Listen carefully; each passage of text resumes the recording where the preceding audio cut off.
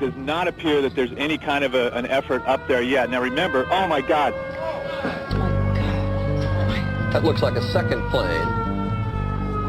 I did not see a plane go in.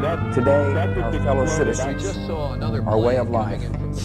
our very freedom came under attack in a series of deliberate and deadly terrorist acts.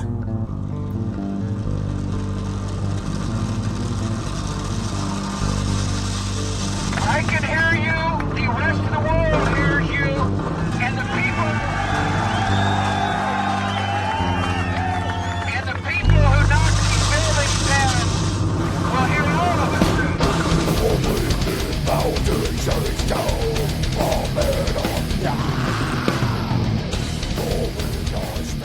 What you're watching here is a video I made back in 2011 after bin Laden was killed by SEAL Team 6. It was a tribute to G.W. Bush and the War on Terror.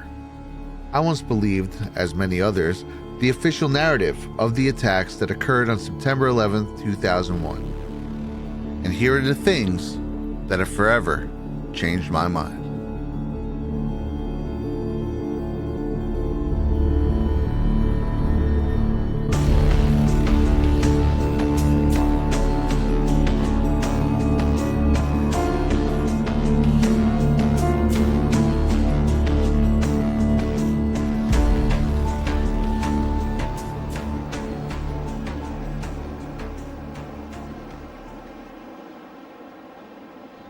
May 28th, 2001, the World Trade Center, encapsulated here in a rare glimpse into one of its final days.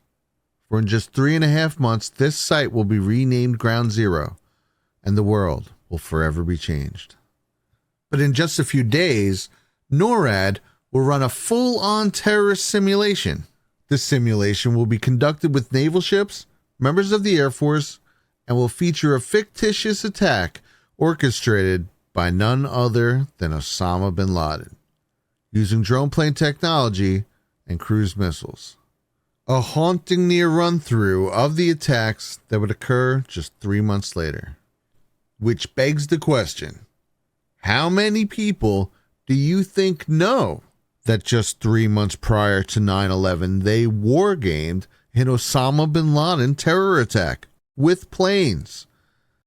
I would imagine not many. But to properly tell this story of unbelievable coincidences known as 9/11, we need to go back even further. USA Today reports that in the 2 years before the attacks on September the 11th, NORAD conducted exercises using hijacked airliners as weapons. And one target was the World Trade Center. Here's ABC's Brian Ross. President Bush has said again and again that no one could have imagined what Osama bin Laden ordered for September 11th. We knew he hated us. But there was nobody in our government, at least, and I don't think the prior government, that could envision flying airplanes into buildings on such a massive scale. But that turns out not to be true. U.S. military planners did envision and practice those very scenarios. As reported by USA Today, the North American Aerospace Defense Command, NORAD, conducted exercises with fighter jets, simulating hijacked planes flown into the World Trade Center in the 2 years before the attacks. Pentagon planners also envisioned the attack on the Pentagon 5 months before it happened. According to this April 2001 Pentagon email, Air Force officials wanted a war game, having a terrorist group hijack a commercial airline and fly it into the Pentagon. The email was obtained by the nonprofit group Project for Government Oversight. But according to the Pentagon email, the plan was ultimately rejected by senior Pentagon officials as too unrealistic. Still to come are questions, big questions, about NORAD's response on the day of the attack. Why, despite all the exercises and the planning, Peter, jet fighters were not in place anywhere near New York or Washington. It's quite an amazing story. Many thanks, Brian. Well, that is quite amazing. It's also quite amazing that it took until 2004 for this little piece of information to poke its head out. Because as Peter Jennings himself reported on the day of 9/11, our government were quite clear that, quote, none of them could have foreseen this coming. The question is, go to war with whom? because from the FBI, from the CIA, from the Pentagon today, no warning of this whatsoever, no knowledge of who's involved, no clues yet as to who's involved that we have heard about in any respect today. Now a proven lie, which again poses the question, how many people do you think know that in the 24 months leading up to September 11th, NORAD conducted simulations including jets being flown into the World Trade Center and wanted to hold one with a commercial airliner being flown into the Pentagon? My guess would be next to zero. And while their request to run said simulation of a hijacked plane into the Pentagon just 5 months before September 11th was denied, it's of note that this request was for a second run-through of such an event, not a first. The Pentagon already hosted one that October 24th, 2000. A mass casualty event is held at the Pentagon featuring a plane smashing through to its courtyard with full-scale models and everything, which is interesting to me because I feel like this should be the number one story every single September 11th. At very least, it should have been the first thing reported on in the immediate aftermath. It wasn't. Why would you want to hide these simulations from public knowledge? Now, going back to this initial description of Amalgam Virgo, it states that this was a, quote, planning exercise involving the hypothetical scenario of a cruise missile or UAV launched by a terrorist group.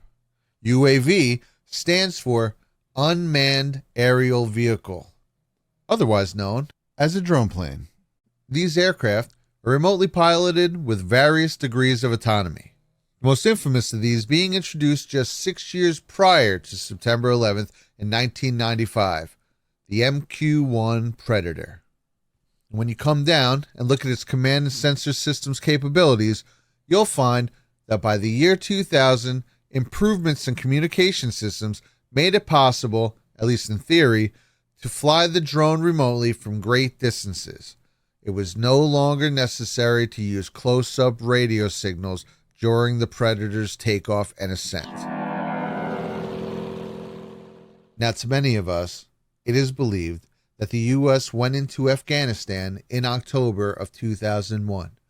If you Google, when did the U.S. go to Afghanistan? It states that the U.S. went there in 2001. Even the Wikipedia page, Manhunt for Osama bin Laden, starts its timeline in November of 2001.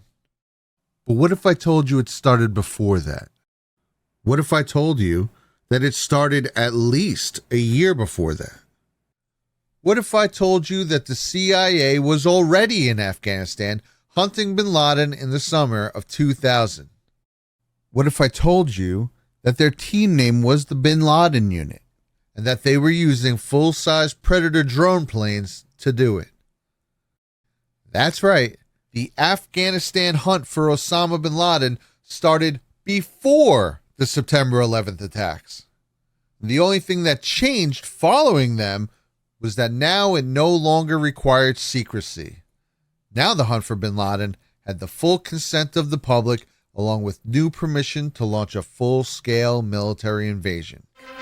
Here is Tom Brokaw. Good afternoon, everyone. It does now appear that United States military action against targets in Afghanistan, that action is underway. Let's go to NBC's Jim Miklaszewski at the Pentagon for the latest. Jim? Tom, U.S. military officials tell NBC News that the airstrikes have begun.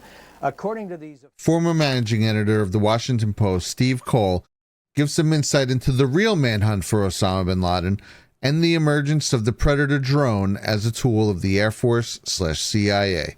In Chapter 29 of 2005's Ghost Wars. We take you back now to a year and a half before the attack on the Twin Towers. By the late spring of 2000, Richard Clarke and his White House counterterrorism group had grown frustrated by the quality of intelligence reporting on Osama bin Laden's whereabouts. The CIA's unilateral human sources and its liaisons with Pakistan, Uzbekistan, and Massoud had generated volumes of fragmented hearsay, but nothing solid enough to warrant missile strikes or a snatch operation. Clark asked his longtime acquaintance in the national security bureaucracy, Charles Allen, who ran all of the CIA's intelligence collections efforts, to work with Admiral Scott Fry, head of operations at the Joint Chiefs of Staff, on fresh approaches to the bin Laden problem. Clark and his aides continued to hope the Pentagon would come up with a plan to use American commandos in Afghanistan. This is spring 2000. So where the public was led to believe the invasion of Afghanistan was a knee-jerk reaction, it was not. They were vying for a way to go to Afghanistan at very least a year earlier. The book continues, despite the confusion of competing recollections, it seems clear, in the general sense, that Clark, Fry, Berger, Allen, Black, and officers in the CIA's bin Laden unit jointly conspired, amid persistent squabbling among themselves, to launch the Predator experiment. It was these efforts that finally got them the approval to send Predator drones to Afghanistan. In the summer of 2000, the CIA begins engaging in secret talks with Uzbekistan for permission to use it as a jump-off point to fly the reconnaissance drones over Afghanistan. The reason for involving Uzbekistan is because in the early days of drones, they could only be remotely piloted from a distance while already in the air. Takeoff and landing were trickier and required a nearby control station. The drones were first tested in Bosnia in 1995, then Kosovo in 1999. What the CIA found was that they were too light and too slow. Also, there was the problem of the nearby control station.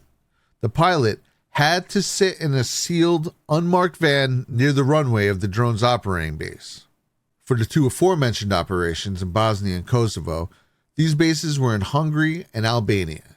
The van was surrounded by generators and satellite dishes, with a pilot inside using a joystick in front of a screen. The drone was controlled by radio signal and then satellites.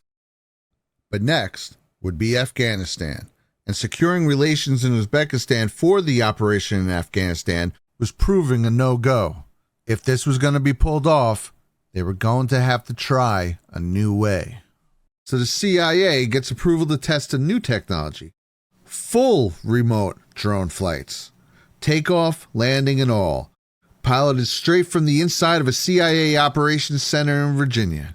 September of 2000, they run their first flight and pull it off. The CIA has their new toy. 100% remote-controlled, full-size drone planes. Just 1 year before September 11th.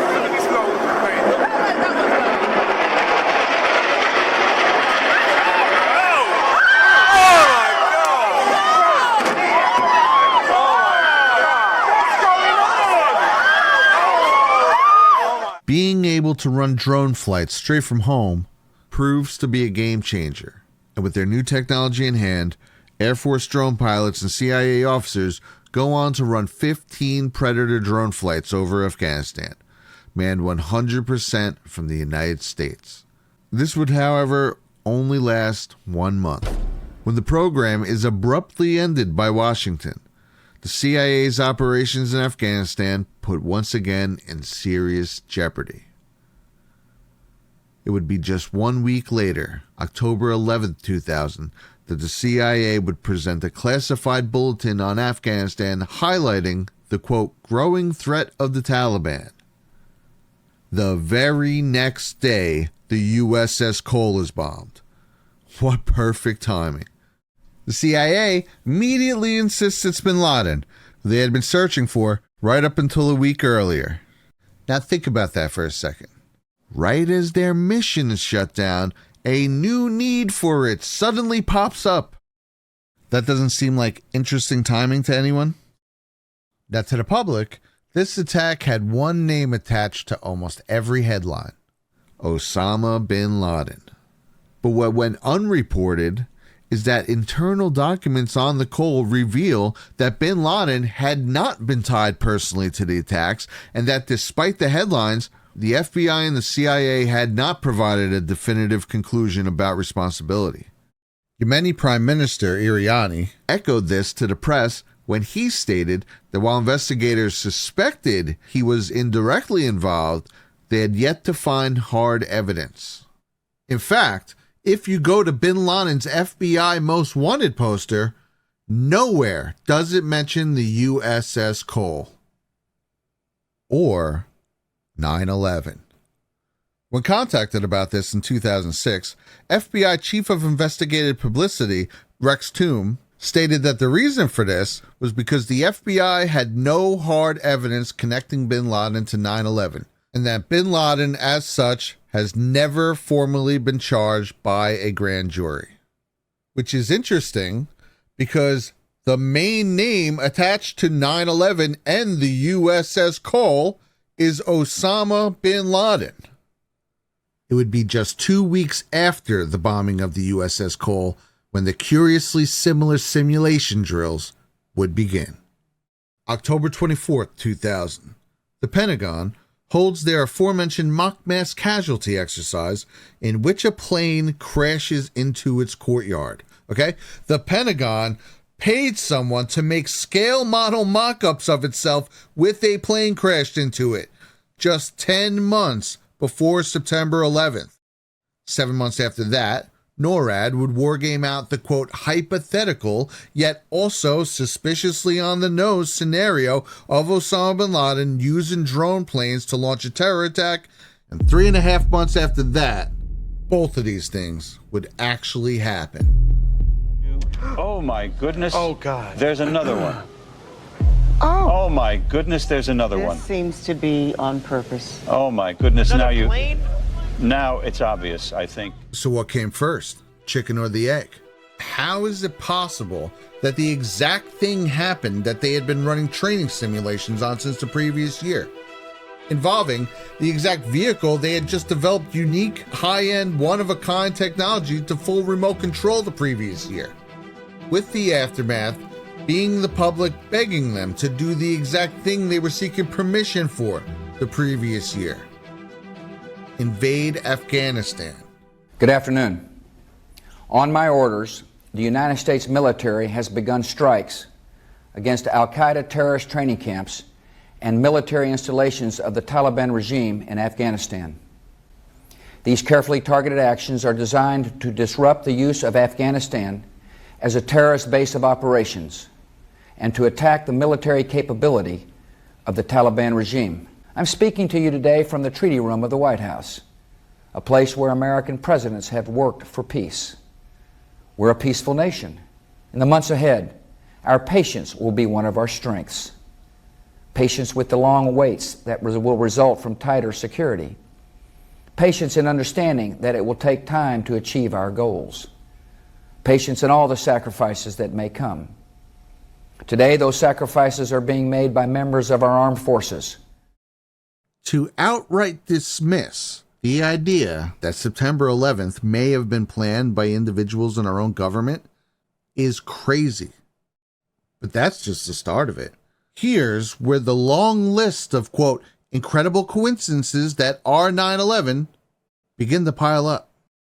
For instance, what if I told you that former Secretary of State James Baker and former Deputy Director of the CIA Frank Carlucci spent the morning of September 11th at a conference with none other than Osama bin Laden's brother, Shafiq bin Laden, with George Bush Sr. also being there, among all three, just the day before. The event? An investors conference for the Carlyle Group, an investment firm that just so happened to be at the time one of the U.S. military's largest vendors. Carlyle Group achieved this status by owning Lear Sigler Services, a leading contractor in aircraft logistics support, maintenance, pilot training, and ground support. They also owned United Defense Inc., which manufactured combat vehicles, artillery, naval guns, missile launchers, and precision munitions. Both of these companies went on to receive billions in Pentagon contracts in the aftermath of 9/11. Carlyle Group was more specifically a private equity firm, which in layman's terms means that they buy fledgling companies, restore them over the course of 5 to 10 years, and then sell them for a profit. Basically like flipping houses, but with million-dollar corporations. Carlyle were essentially put on the map when they brokered a deal for Prince Alawid bin Talal to buy $590 million of Citicorp in 1991. But what made things really take off for them was in 1993 when none other than George Soros invested $100 million in their Carlyle Partners II fund.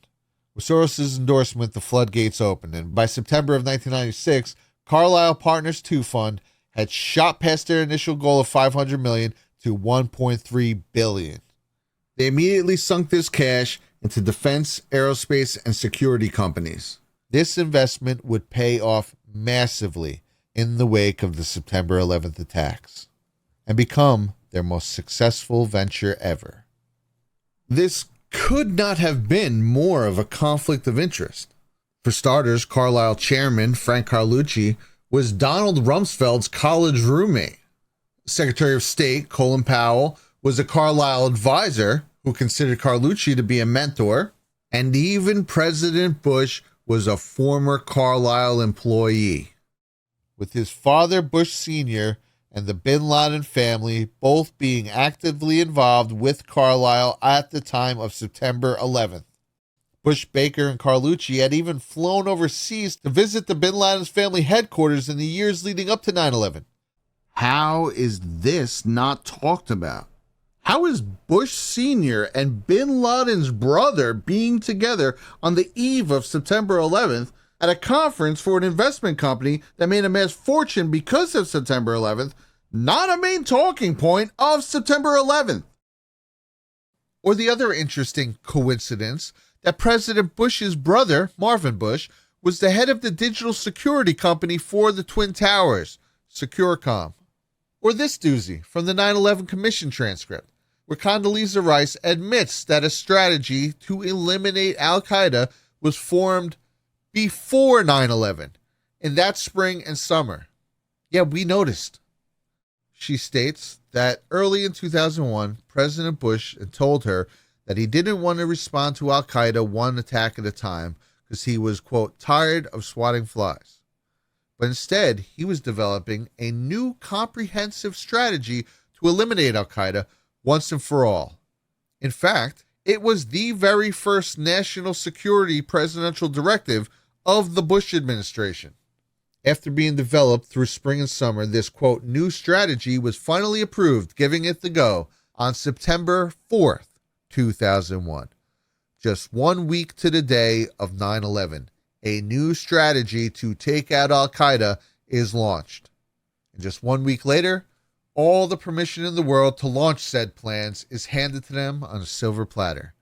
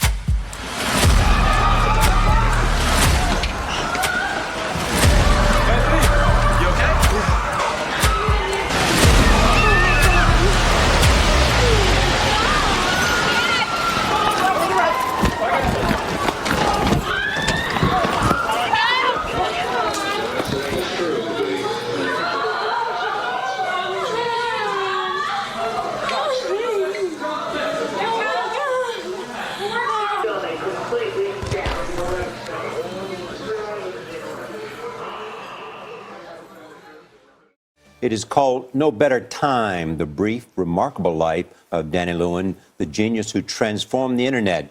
As Don Dale reports, he is believed to be the first casualty of the September 11th attacks. American Airlines Flight 11 left Boston on a clear Tuesday morning 12 years ago. Good morning, American 11 with you, passing through 190-230. What unfolded shortly after takeoff is haunting. The cockpit's not answering. Somebody's stabbed in business class. And I think there's mates that we can't breathe. I don't know. I think we're getting hijacked. The passenger stabbed in business class was 31-year-old Danny Lewin. He was seated between 3 of the suspected hijackers. They knifed him, investigators believe, on the way to the cockpit. Born in Denver, Lewin moved to Israel, where he joined the Army, becoming captain of an elite Special Forces unit. From there, Lewin entered a master's program at MIT, where he met mathematics professor Tom Layton. It was pretty quickly apparent he was special. They started designing computer codes to speed up the sluggish pace of the old dial-up internet. Eventually, those codes turned into a company called Akamai and turned them into overnight billionaires. I hope you guys get a sense there that this is pretty huge. The goal there really is to dominate the world. Now, while a touching piece on the familiar and heartbreaking story of 9/11's first victim, Danny Lewin, CBS curiously falls short of certain details. For starters, Danny wasn't a captain in just any elite Special Forces unit.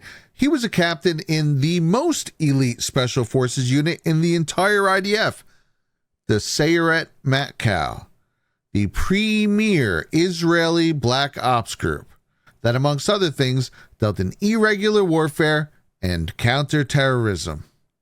And while this graphic is correct in showing Danny's seat, they fail to mention that despite looking like row 4 or 5, this is in fact row 9. Row 9 of Flight 11.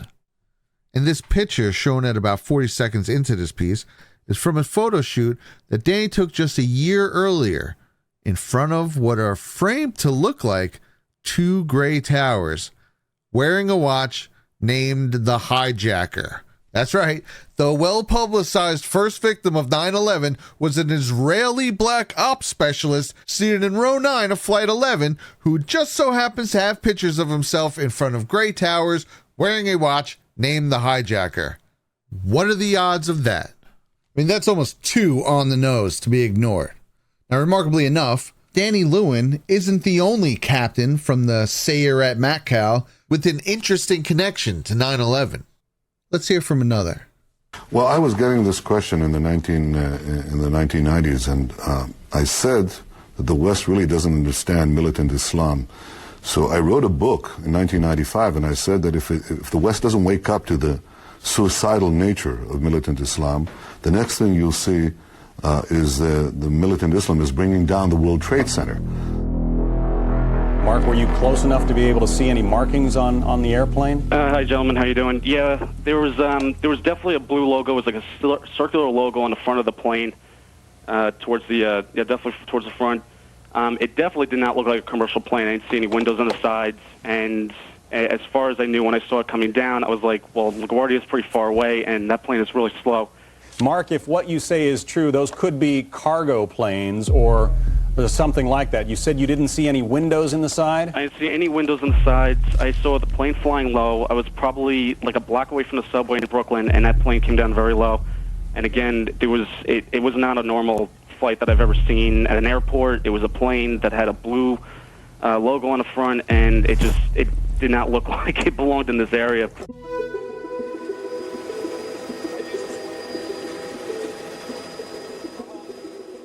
Winter 2000.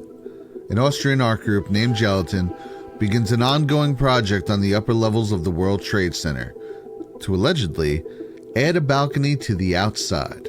It's called the Bee Thing. And on the morning of March 12, 2000, this helicopter is commissioned to capture the event. And standing on a makeshift balcony extending out of Tower 1 are the members of Gelatin. This video appears to be a recon mission to get pictures of the towers with the balcony serving as a reference point. The event is immortalized in a rare piece of press appearing in the August 18th, 2001 edition of the New York Times, and features what at the time may have seemed like a throwaway line, that while occupying the towers, Gelatin confiscated all film and video of the project. Why confiscate every piece of media if you're just really there doing a balcony? Why not simply tell them just not to release it till you're done? They certainly didn't intend to hide it forever. There's an article about it in the New York Times less than 1 year later. And they also published their own 62-page book about it. The book is absolutely damning. The main middle foldout, for starters, is of Tower 1. The only other thing on the page is a plane. The book also clarifies the exact location of this stunt. The 91st floor of Tower 1. But that's not even the half of it. This picture, seen featured in the New York Times write-up, appears in the book as a 2-page layout, in high def and completely uncropped, with the full version revealing that the entire wall of boxes are labeled BB18. BB18 is a popular fuse housing for when you have a million wires that you need to organize. What would in our team be doing surrounded by empty fuse housing boxes? Gelatin, coincidentally, is also the name of a high-powered blasting gel that cannot explode without a detonator. That paints quite a picture. The back sketch in their own book even refers to this cardboard enclosure as the, quote, Trojan box. But it also shows another thing. This sketch reveals that Gelatin had after-hour night access to the towers, where they note that the Trojan box, quote, opens at 11:45 p.m. and shuts down at 6:39 a.m., meaning that they were working in the towers through the night. And their notes earlier in the book shows that they also had access on the weekends. Which brings us to what I consider to be the 3 most damning sketches of the bee thing. Now keep in mind, these are supposed art students, okay? Now I know art doesn't always mean drawing, it can mean many things, but nevertheless, these look like the scribbled out blueprints of a heist. Here's one with the tower that says, very depressing building inside, very amazing building outside. Odd. We want to break through to the amazement from the inside. Okay, like a bomb breaking out.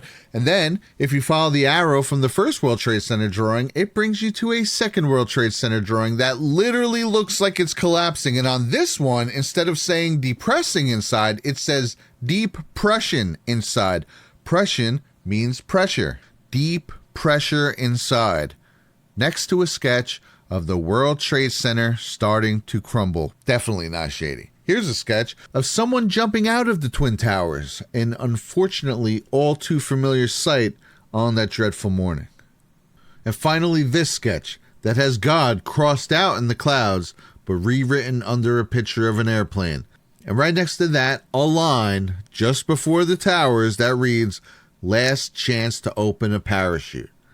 The only reason you would need a parachute would be if your plane was about to crash into that tower. All right, so this is a sketchbook that shows a crumbling tower, another sketch of the towers with the hole right where the plane hits and the same size, unless that's the biggest balcony in the history of mankind, right under a picture of a plane with the word God written under it and last chance to open a parachute. They had weekend and night access. The only pictures of them are standing next to 100 fuse boxes. Their name is Gelatin, which is a high-powered explosive, and it's called the bee thing, working on the same area of the building where the first explosion hits. But according to Gelatin, this was just a fun project to build a balcony.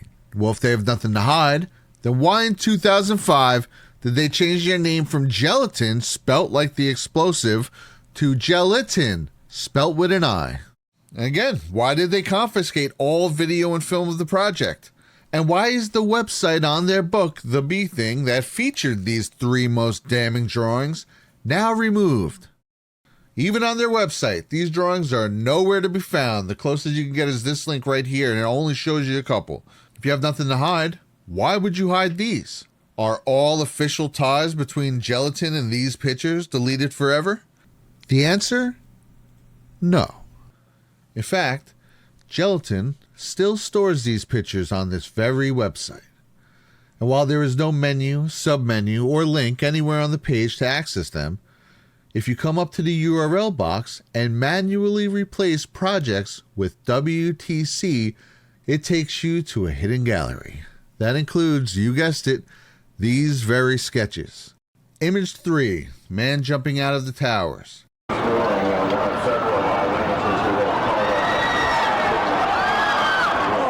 fuck, man. Someone just fell. Image 6. Last chance for a parachute.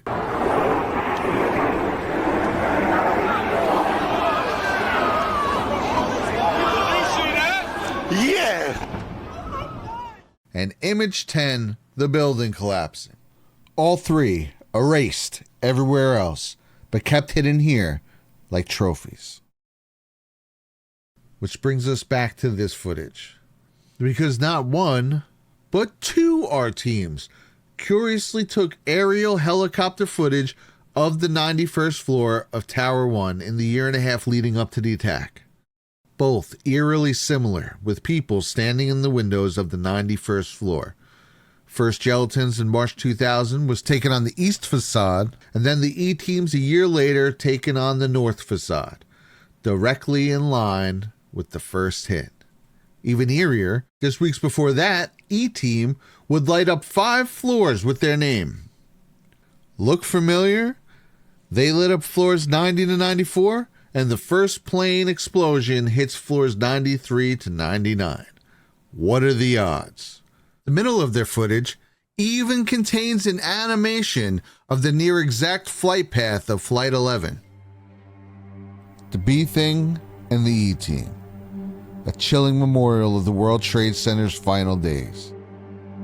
Gelatin's work on the B thing would be presented at Leo Koning's gallery.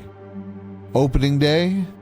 You guessed it, September 11th, 2001.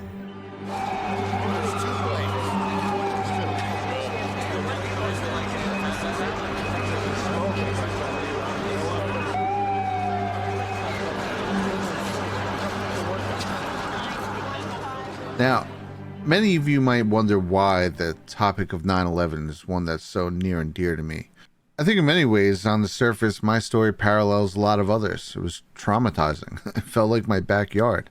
The vision of watching the towers cross the water engulfed in smoke will forever be etched in my brain. But my real connection came later. Because 5 months following 9/11, February of 2002, I began my journey as a surveyor/skyscraper layout engineer in New York City on Trump Building F. I did this and also detailing later on for 17 years. And basically what that entails is this. When a company sets out to start a building, I'm the guy who's given the architectural set of blueprints and the structural set of blueprints, along with any other details, insert plans, mechanical drawings, and so on. I'm the guy who gets the information. It's my job to then calculate and really convert the numbers in each set into the localized grid coordinate system I've created for the job. Then I essentially have to translate them into English for the rest of the job via field working plans, establish a new line and grade on every floor, and finally use my field drawings and the new line and grade to physically lay out every single aspect of every single floor. So it's safe to say, if there was ever one topic I was qualified to give an opinion on, it would be the collapse of a building. Now, of course, this is just my personal assessment based on the things I know about skyscrapers, coupled with years and years of studying these videos over and over again. Now, first things first, those buildings were tanks. I mean, those might have been the 2 sturdiest buildings on the entire planet. The majority of buildings get most of their strength from the core, around the elevator shaft. It's where the heaviest steel will be. It'll come up the middle of the building. It creates essentially a spine. So this is where most of the strength in the buildings come from. However, if you look at the Twin Towers, they were built like that, like every other building, but they were also built with an exoskeleton of some of the heaviest steel in any building citywide. To make a hole that size in those buildings, you'd have to drive an aircraft carrier into them. A plane like that would just shred itself like paper. Half of it wouldn't even enter the building, would just crumble and fall to the ground. I don't care how much jet fuel's on board. Take a look at this video of this plane being scrapped here. The demo claws are going through it like paper. They're nothing. They're lightweight aluminum cylinders. There is no way on planet Earth that that thing could blow a hole that big into one of the most solid buildings ever created. This 25-foot high aluminum can that can't even withstand hitting a seagull blows an 80-foot crater in this building? I don't think so. There almost had to be explosives either on board or pre-planted at the impact zone.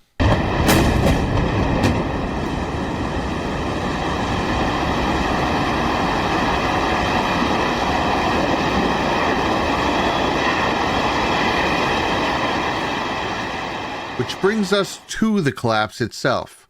Now you have the top 10 plus floors about to fall onto the bottom 90, leading us to everyone's favorite theory. They say it pancaked. Oh, the building just pancaked.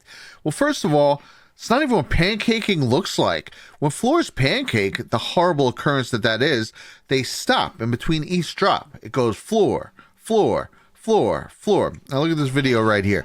You can see briefly there's a lot of smoke. It drops the floor and then stops for a second. Then it drops again. Or look at this one collapsing. It collapses the floor and then falls over. These are the two most common occurrences with a pancake. It either goes floor, stop, floor, stop, floor, stop. Or what most likely would have happened is it would have come down those first couple floors and then the whole top would have fell off onto the streets. Furthermore, buildings hit with projectile, and in the case of this example, missiles, almost always tip over. These buildings neither pancaked or tipped over. They free fell perfectly into their own footprint. It is nearly impossible to get a clean, straight down collapse without a building being meticulously pre-wired for demo. The odds of it happening 3 out of 3 times to 3 buildings, all with significantly different damage done to them, is a statistical impossibility. There's only one thing on Earth that can make 3 buildings with 3 different damage locations free fall perfectly into their own footprint, and that is controlled demolition, period. It's not even up for debate. Now let's take a look at the Nodia Twin Tower demolition video from August of 2022.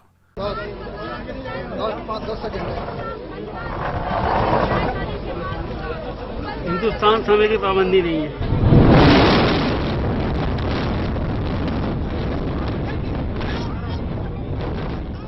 Demolished to dust in just 7 and 9 seconds. Look familiar?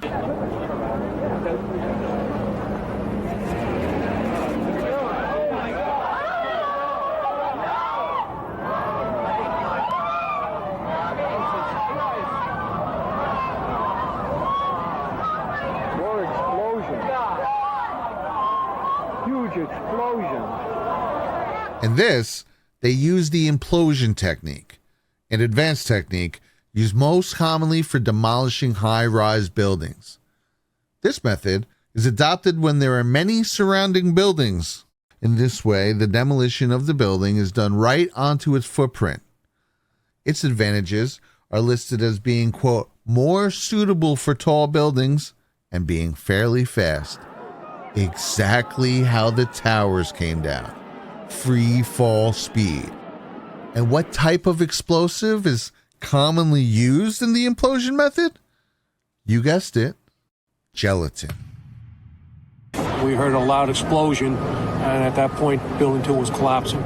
They heard a loud explosion immediately preceding the building's collapse. And this wasn't the only report of major explosions preceding the building's collapses. In fact, if you go back to the in real-time coverage, it was a near certainty.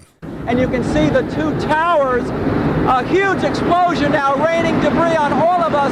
We better get out of the way. And then when we came outside, it just blew, the tower blew. All of a sudden you hear explosion and you could see the building starting to collapse. There was another major explosion. The building itself, literally the top of it came down. We understand now there has been a secondary explosion on Tower 2. Again, there was a third explosion. It's unclear what caused it, whether it was a bomb or whether the first plane that crashed into the tower had somehow been booby-trapped with a bomb that was timed to explode later after the crash had occurred. It was an explosion. It was way up where the fire was, and the whole building at that point bellied out in flames, and everybody ran. The tower, rather, that has collapsed, though we are told, collapsed because of a third explosion. Both have been hit by planes. We understand it was a third explosion, however, that brought the tower to collapse. As we were moving towards the building, we saw the top begin to blow out in a plume of smoke, and we heard the noise associated with an implosion. When the first tower collapsed, it was a massive explosion. I looked up, that's when I heard the explosion. That's when the second tower came down. The offices are located. Wow. And some people were... Jamie, I need you to stop for a second. There has just been a huge explosion. We can see a billowing smoke rising And I'll tell you that I can't see that second tower, but there was a cascade of sparks and fire, and now it looks almost like a mushroom cloud explosion. You can just hear this huge kaboom. At that point, we heard a large boom. I looked up and just saw the building coming at us. Hello? Yeah, David Lee, what can you tell us? John, the scene is horrific. One of the two towers literally collapsed. I was making my way to the foot of the World Trade Center. Suddenly, while talking to an officer who was questioning me about my press credentials, we heard a very loud blast, an explosion. We looked up, and the building literally began to collapse before us. Just seconds ago, there was a huge explosion, and it appears right now the second World Trade Tower has just collapsed. Are you able to talk? Can we just talk to you about what happened? I was there when it exploded. You were right there at the building? Yes, and I'm able to try. When I try to save people, in the moment we heard a big explosion coming down. Everything just went black. Everything came down, glass started popping. People got hurt, stuff went on top of them. And it was a big explosion and everything got dark. Pandemonium here a short time ago. When the building did collapse or whatever it was that happened, it was a huge explosion, a huge rumbling cloud of smoke and fire came across Church Street. We could hear a rumble, which was about 5 seconds long, preceding the actual collapse, and then a boom when each of those towers collapsed. I was about 5 blocks away when I heard explosions, 3 thuds, and turned around to see the building we just got out of, antenna tip over and fall in on itself. We're not sure exactly what happened, but it was another explosion on the far side of one of the buildings from where we're standing.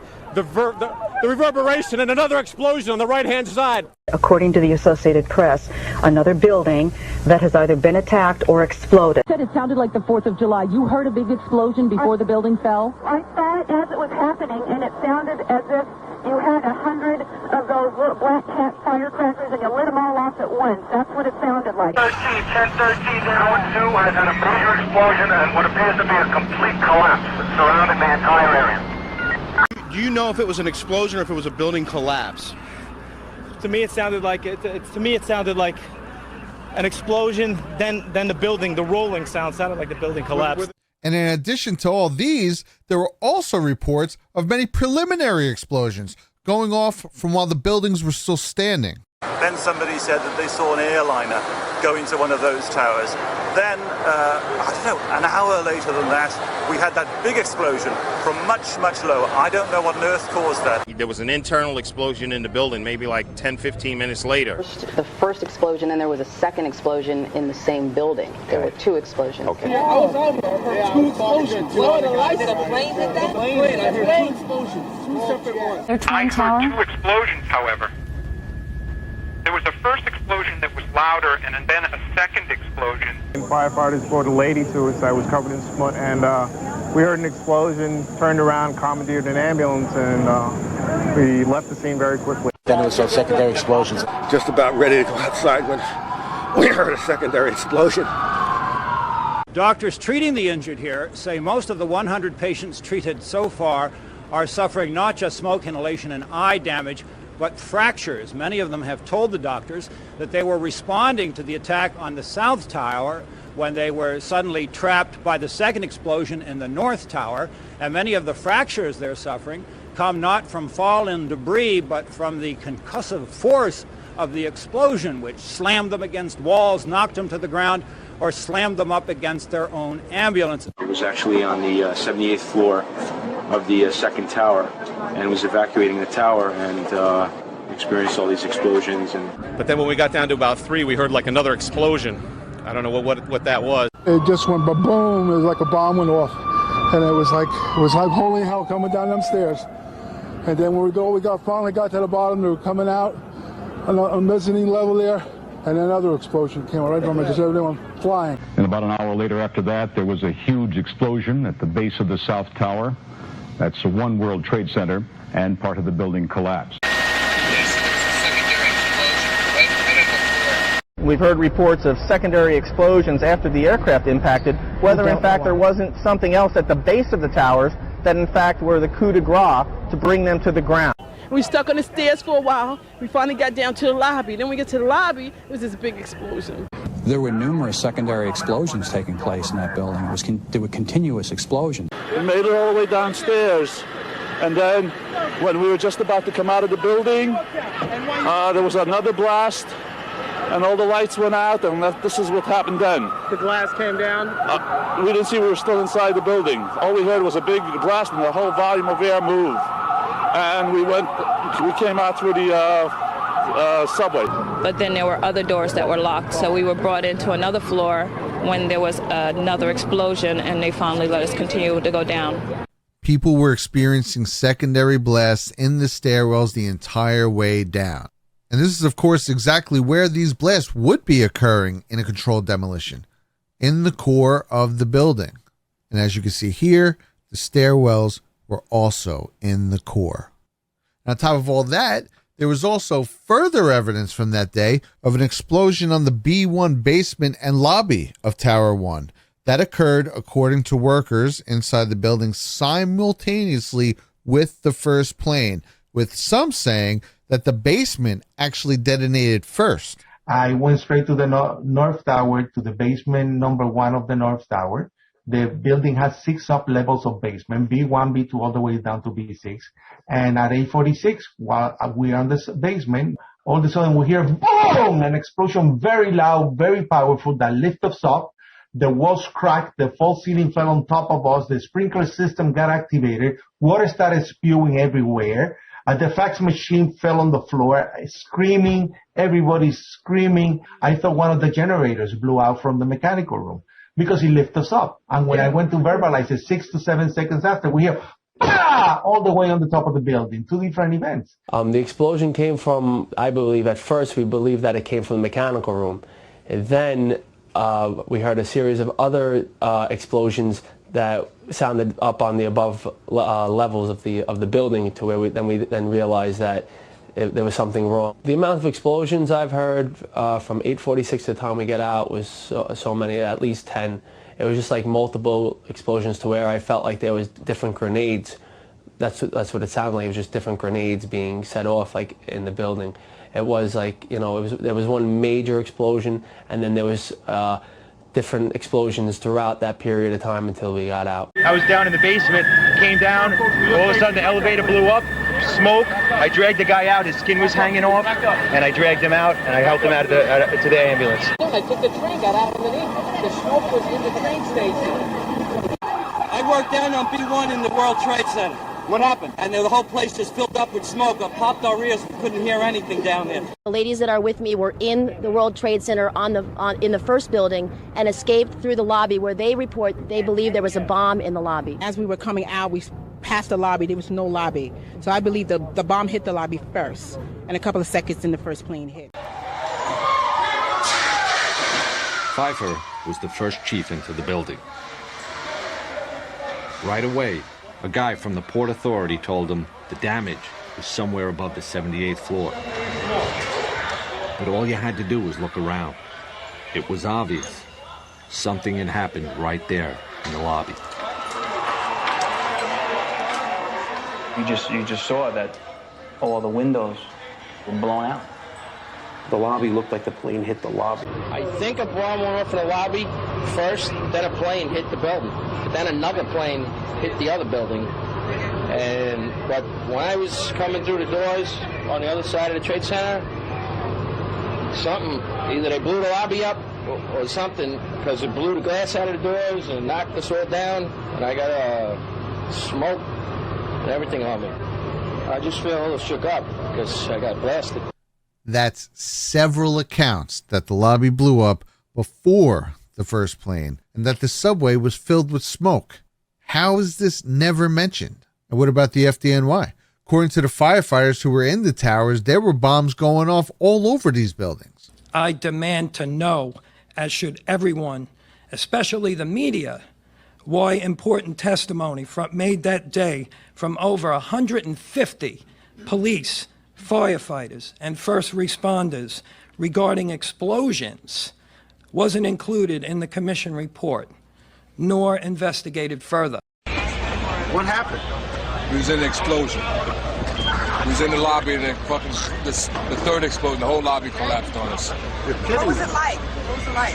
Horrible. It's like hell. You don't want to know. The whole building just collapsed on us inside the lobby. Was that a secondary explosion? Yes, it was. That was the... Yeah, definitely a secondary explosion. But we was inside waiting to go upstairs, and on the way upstairs, the whole fucking thing blew. And we just collapsed on everybody inside the lobby. Similar to the first tower coming down, secondary? I don't know about the first one, but I know the second one it was terrible. Then there was a third one too after that one. There was explosions. I mean, there was a couple explosions. Yeah, while we were in the building. We were wanted for stairwells. A couple of times we dove into the stairway. We thought another plane was coming. We made it outside. We made it about a block. We made it at least two blocks, and we started running. Floor by floor, instead of popping out. It was if they had detonated. Yeah, If they were planned to take down a building. Boom, boom, boom, boom, boom, boom, boom. And you heard the boom, boom, boom, boom, boom, boom. New York's bravest never had a chance. We really never even got that close to the building. The explosion blew and it knocked everybody over. 5 minutes and the elevators exploded on us. Yeah, we said something's wrong, yeah. I mean, the plane hit up on the 80th floor.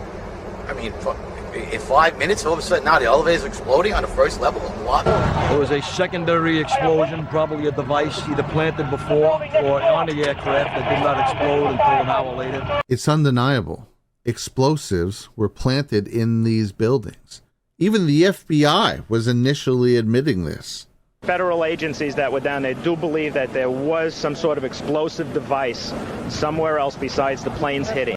I spoke with some police officials moments ago, Chris, and they told me that they have reason to believe that one of the explosions at the World Trade Center, aside from the ones that may have been caused by the impact of the plane with the building, may have been caused by a van that was parked in the building that may have had some type of explosive device in it. So their fear is that there may have been explosive device planted either in the building or in the adjacent area. Apparently what appears to happen was that at the same time two planes hit the building, that the FBI most likely thinks that there was a car or truck packed with explosives underneath the buildings, which also exploded at the same time and brought both of them down. Now, that's the first time we're hearing that. So 2 planes and explosives that were in the building. Is that correct? That is the working theory at this point. That is still unconfirmed, but that is what the FBI is going on. Of course it was their working theory. Literally every person in the building said there were detonations going off. It sounded like gunfire, you know, bang, bang, bang, bang, bang, and then all of a sudden 3 big explosions. About 50 consecutive bangs, and it fell down like a waterfall. Tower number 1, the second tower, collapsed. It was the exact same series of detonations. All of a sudden I looked up, and about 20 stories below, at least that's what it looked like to me, about 75 flights up below the fire, I saw from the corner, boom, boom, boom, boom, boom, boom, boom, boom, boom. Just like 20 straight hits just went down, and then I just saw the whole building just went, and as the bombs were going, people just started running, and I sat there and watched a few of them explode. I looked and I could see the corner, and it just started going pop. It just started going boom, boom, boom, boom, boom. And he goes, how fast? I go, like firecrackers. You can observe detonations going off before the collapses, like this window blowing out, or this pre-explosion below the impact zone.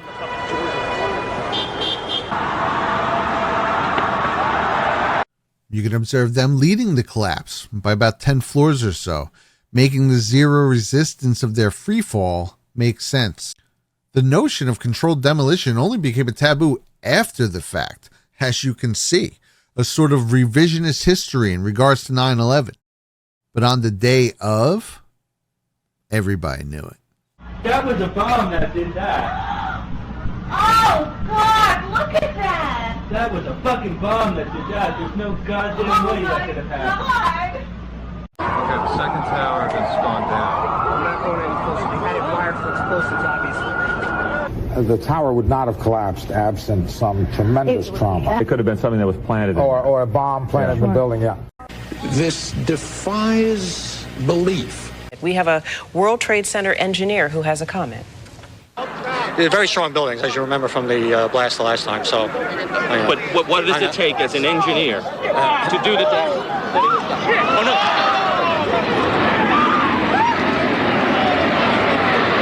Let's get ready.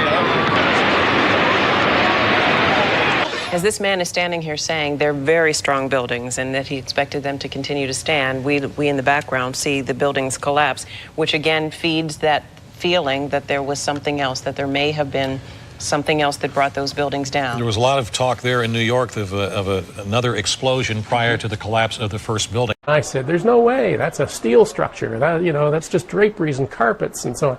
And I didn't really finish that sentence. And right up at the top, like we were invited to watch, boom, boom, boom, down it started to come.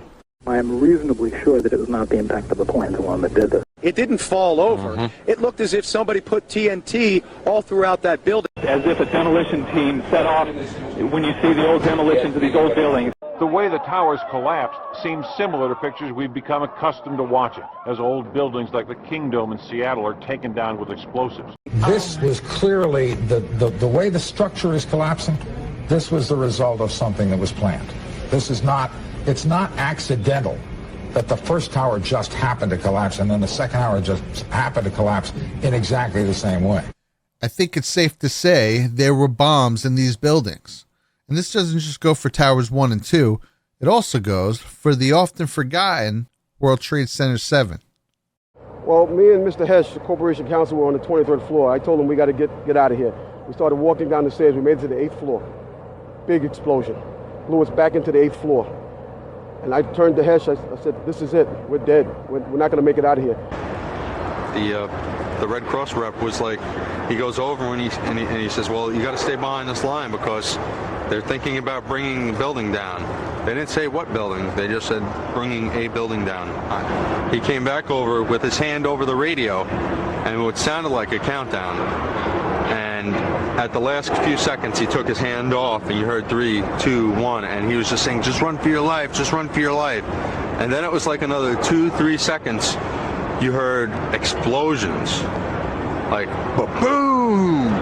It's like a distinct sound. It's not like when compression, like boom, boom, boom, boom, boom, like floors that were dropping and collapsing. This was boom, and like you felt a rumble in the ground, like almost like you wanted to grab onto something. You want to call your mother or something?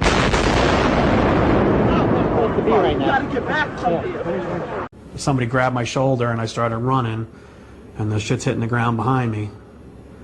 And the whole time you're hearing boom, boom, boom, boom, boom. So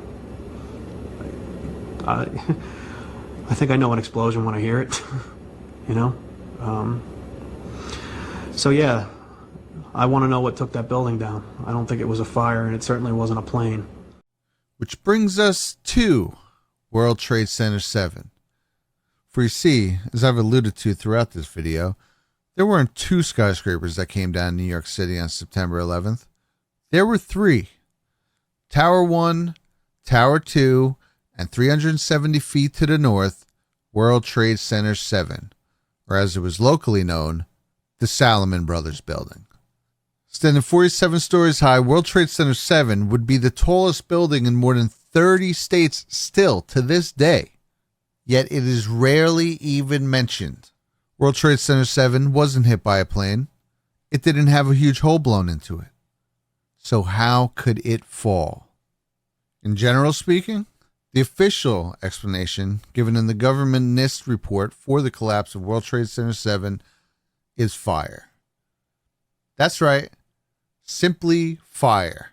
Triggered a New York City skyscraper less than 15 years old, built with some of the highest building regulations in the world, to go into full failure collapse mode. Definitely not suspicious. But if you want to go into a little more detail, the NIST report goes like this. A fire on the 12th floor heated up beams G3005, A3004, B3004, C3004, and K3004, causing them to thermal expand to the west, pushing girder A2001 6¼ inches west, knocking it off its column seat at column 79, initiating an internal failure of 9 floors, which in turn caused the entire building to collapse. That is the official report of the collapse of World Trade Center 7. Leroy Halsey, Zilly Kwan, and Feng Xiao's structural reevaluation of the collapse detail the many inaccuracies in the official NIST breakdown. For starters, NIST only shows thermal expansion in one direction, allowing for zero give on the outside of the building.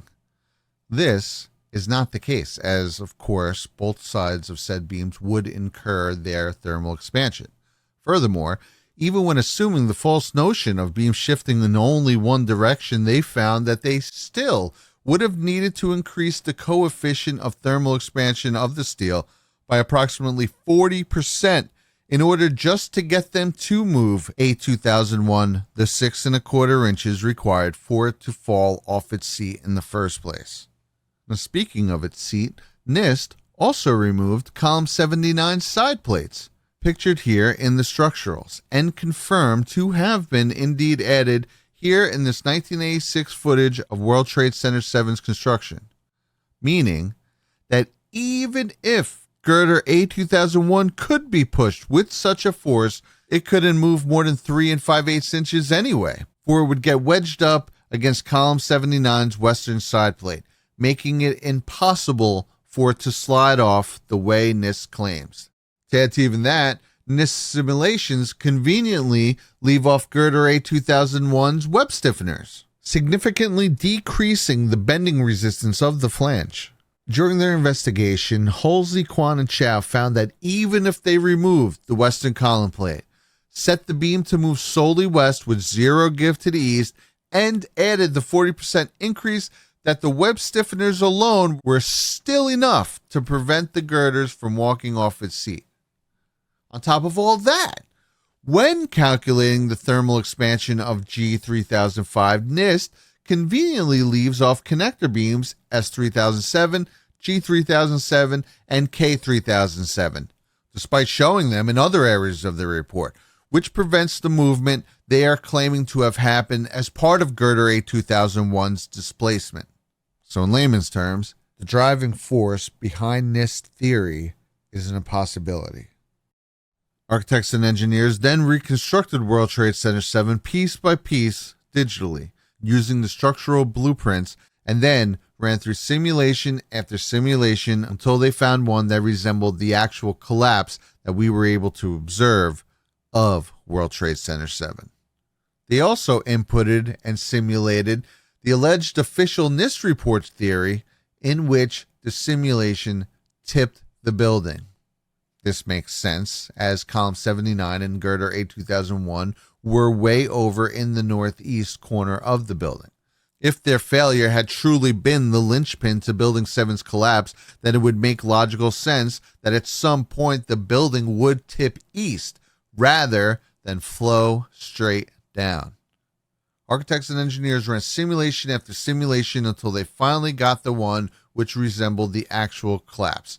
And the only way they were able to get the simulation to accurately recreate what happened on that day was with the simultaneous failure of all core columns over 8 stories, followed 1.3 seconds later by the simultaneous failure of all exterior columns over 8 stories.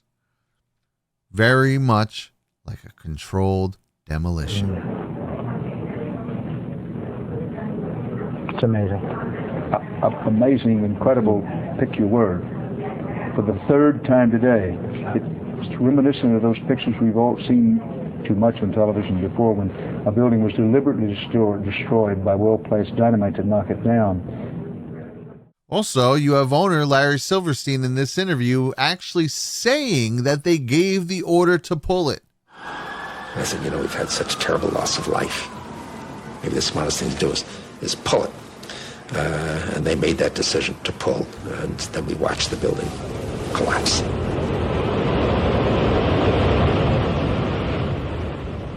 Then you have the British Broadcasting World News Update reporting it as having collapsed already, when in fact it is right behind her. That's the Salomon Brothers building right there, better known as World Trade Center 7.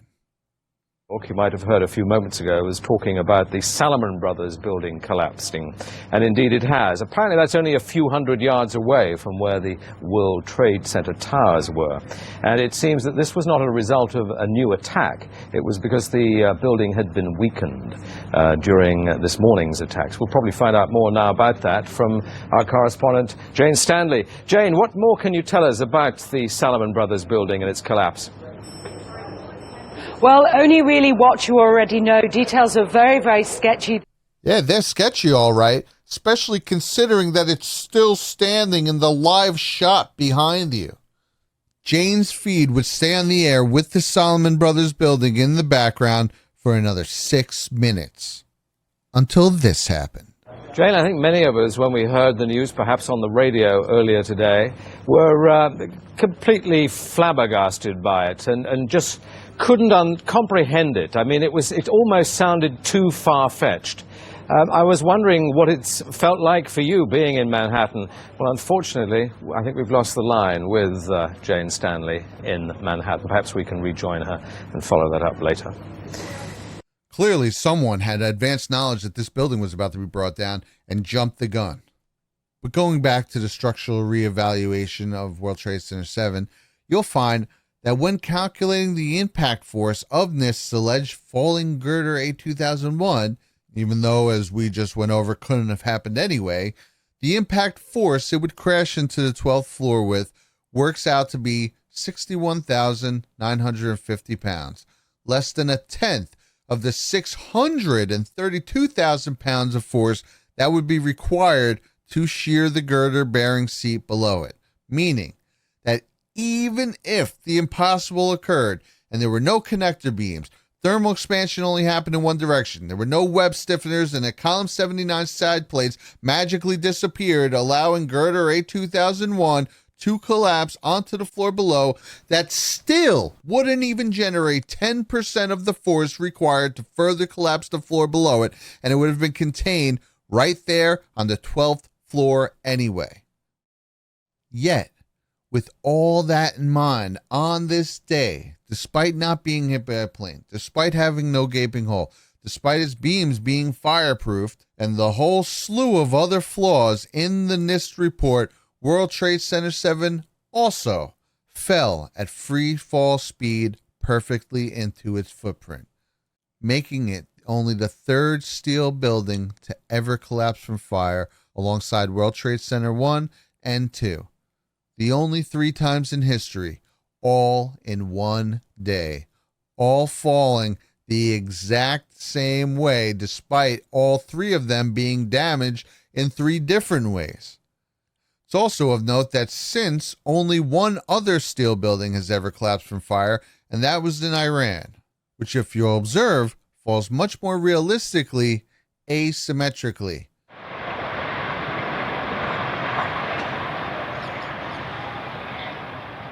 Here's a side-by-side comparison. Which one does World Trade Center 7 resemble? I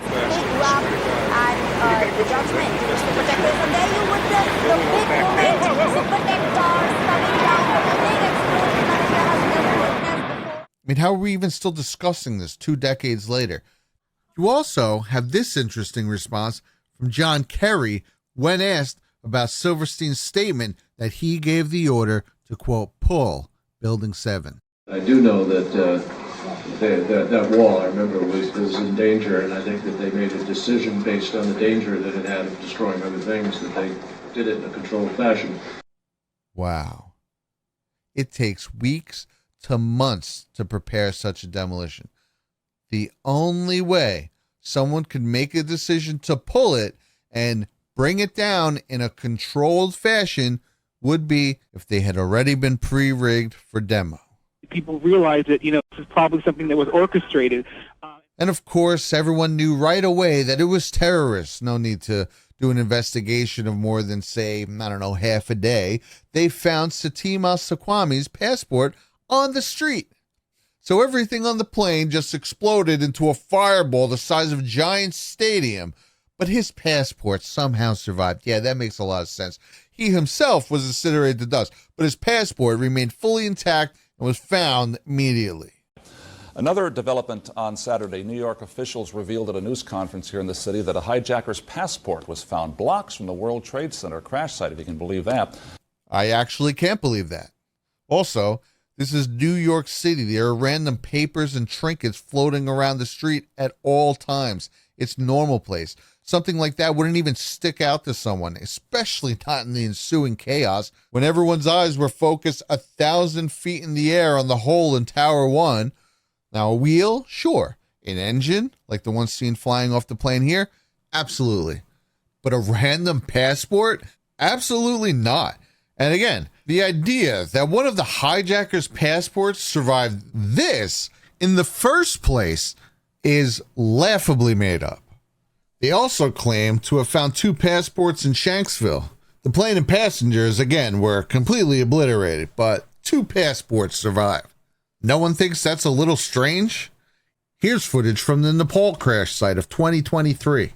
Luggage everywhere, debris everywhere, big sections of the plane, bodies, everything you'd expect from a crash site.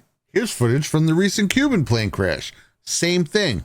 The India plane crash. Same thing. And here's Shanksville. A couple small fires and tiny metal scraps. No luggage. As this first responder remembers, no bodies. And I just looked around and no people, you know, and I'm thinking, where are the people? And not a single section of the plane.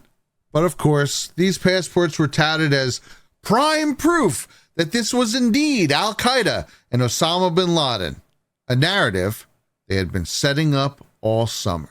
The intelligence community for some time has been warning in a steady drumbeat, Bryant, that Osama bin Laden has not been heard from now, frankly, since the beginning of the year, the USS Cole incident, rather, and they've been wondering when and if he will strike again, and they only believed it was a matter of time. And I believe that today that is going to be their first suspicion, but we have no confirmation of that. I must underline, there's no confirmation that this is a terrorist attack, number one, or number two, that it's Osama bin Laden involvement. But I can tell you right now, that is what they are thinking. That is the working premise, and we'll just have to see as the day unfolds what they discover. Among the key targets, key people that they're looking at is Osama bin Laden. It was just last Friday that the U.S. State Department put out a worldwide caution to American citizens traveling abroad and also to U.S. government facilities, and they said that terrorism knows no limits, whether it's on U.S. soil or outside. The initial assumption, this official said, was that this had something to do, or at least they were looking into any possible connections with Osama bin Laden. The administration recently released a warning that they thought Osama bin Laden might strike out against U.S. targets. Just like they had rehearsed 3 months earlier. Also, just like government whistleblower William Cooper had warned what would happen only 2 months earlier. They're doing the same thing today with Osama bin Laden, and that's where I've been getting at. Can you believe what you have been seeing on CNN today, ladies and gentlemen? Can you believe it?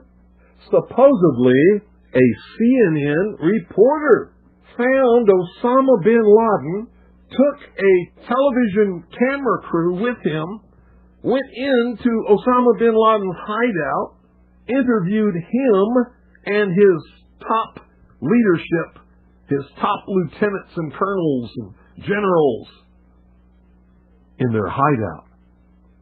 This is a CNN reporter with a camera crew.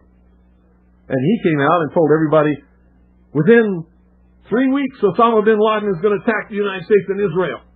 Now, don't you think that's kind of strange, folks?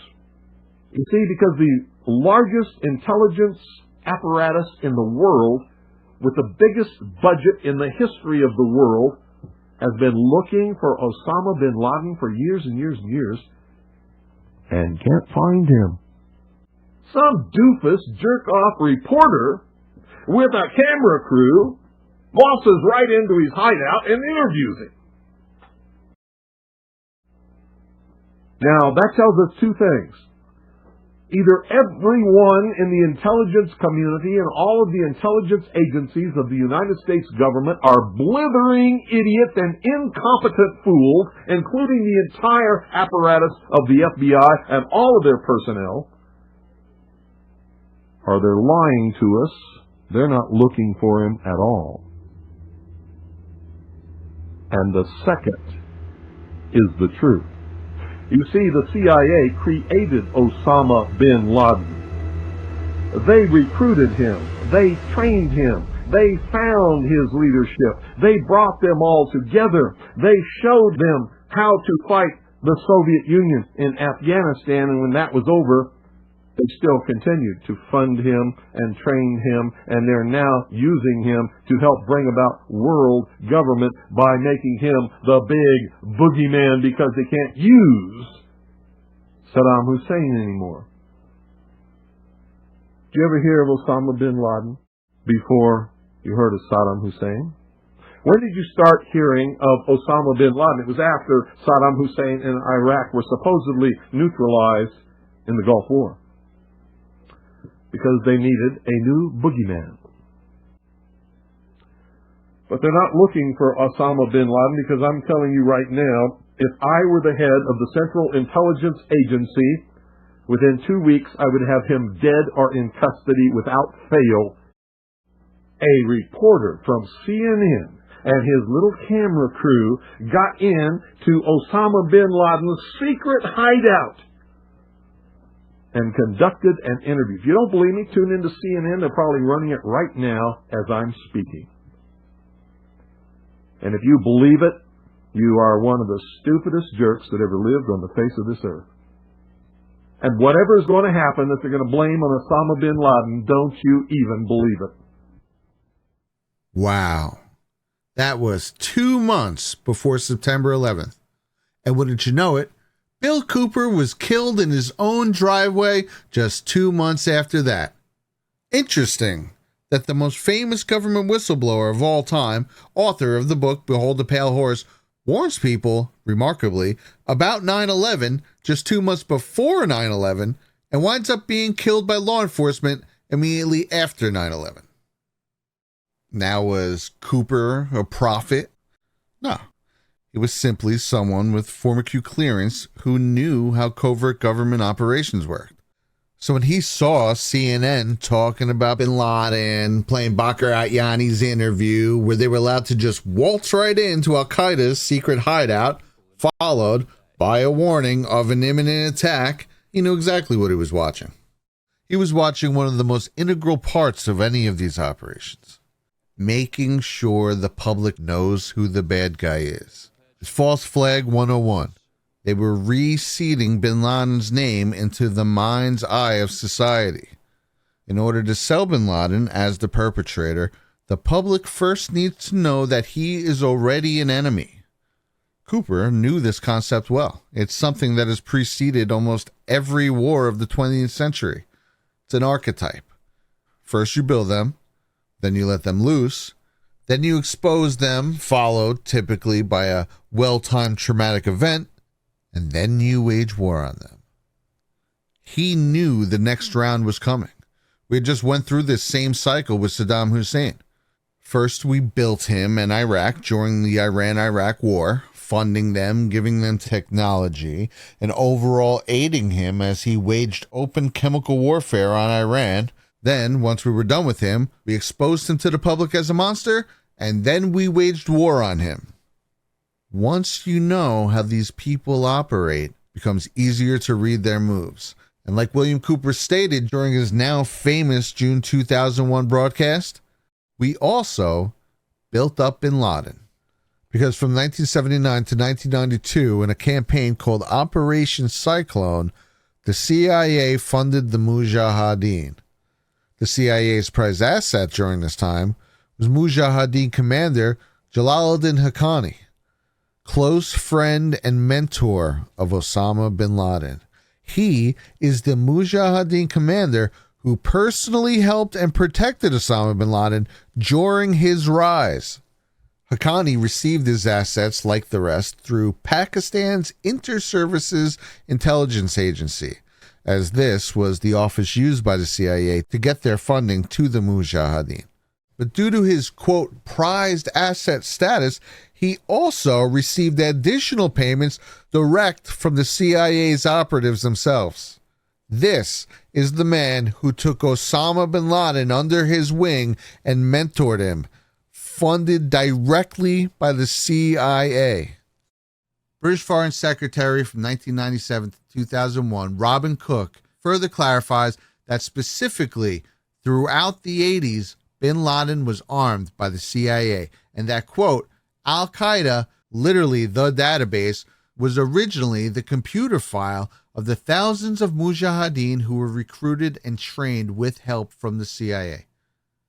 Al-Qaeda was the CIA's mujahideen recruitment database. Incredible. Bin Laden himself even admits this in a 1995 interview, where he states, quote, I created my first military camps where these volunteers underwent training by Pakistani and American officers, and that the arms were supplied by the Americans and the money by the Saudis. 1995.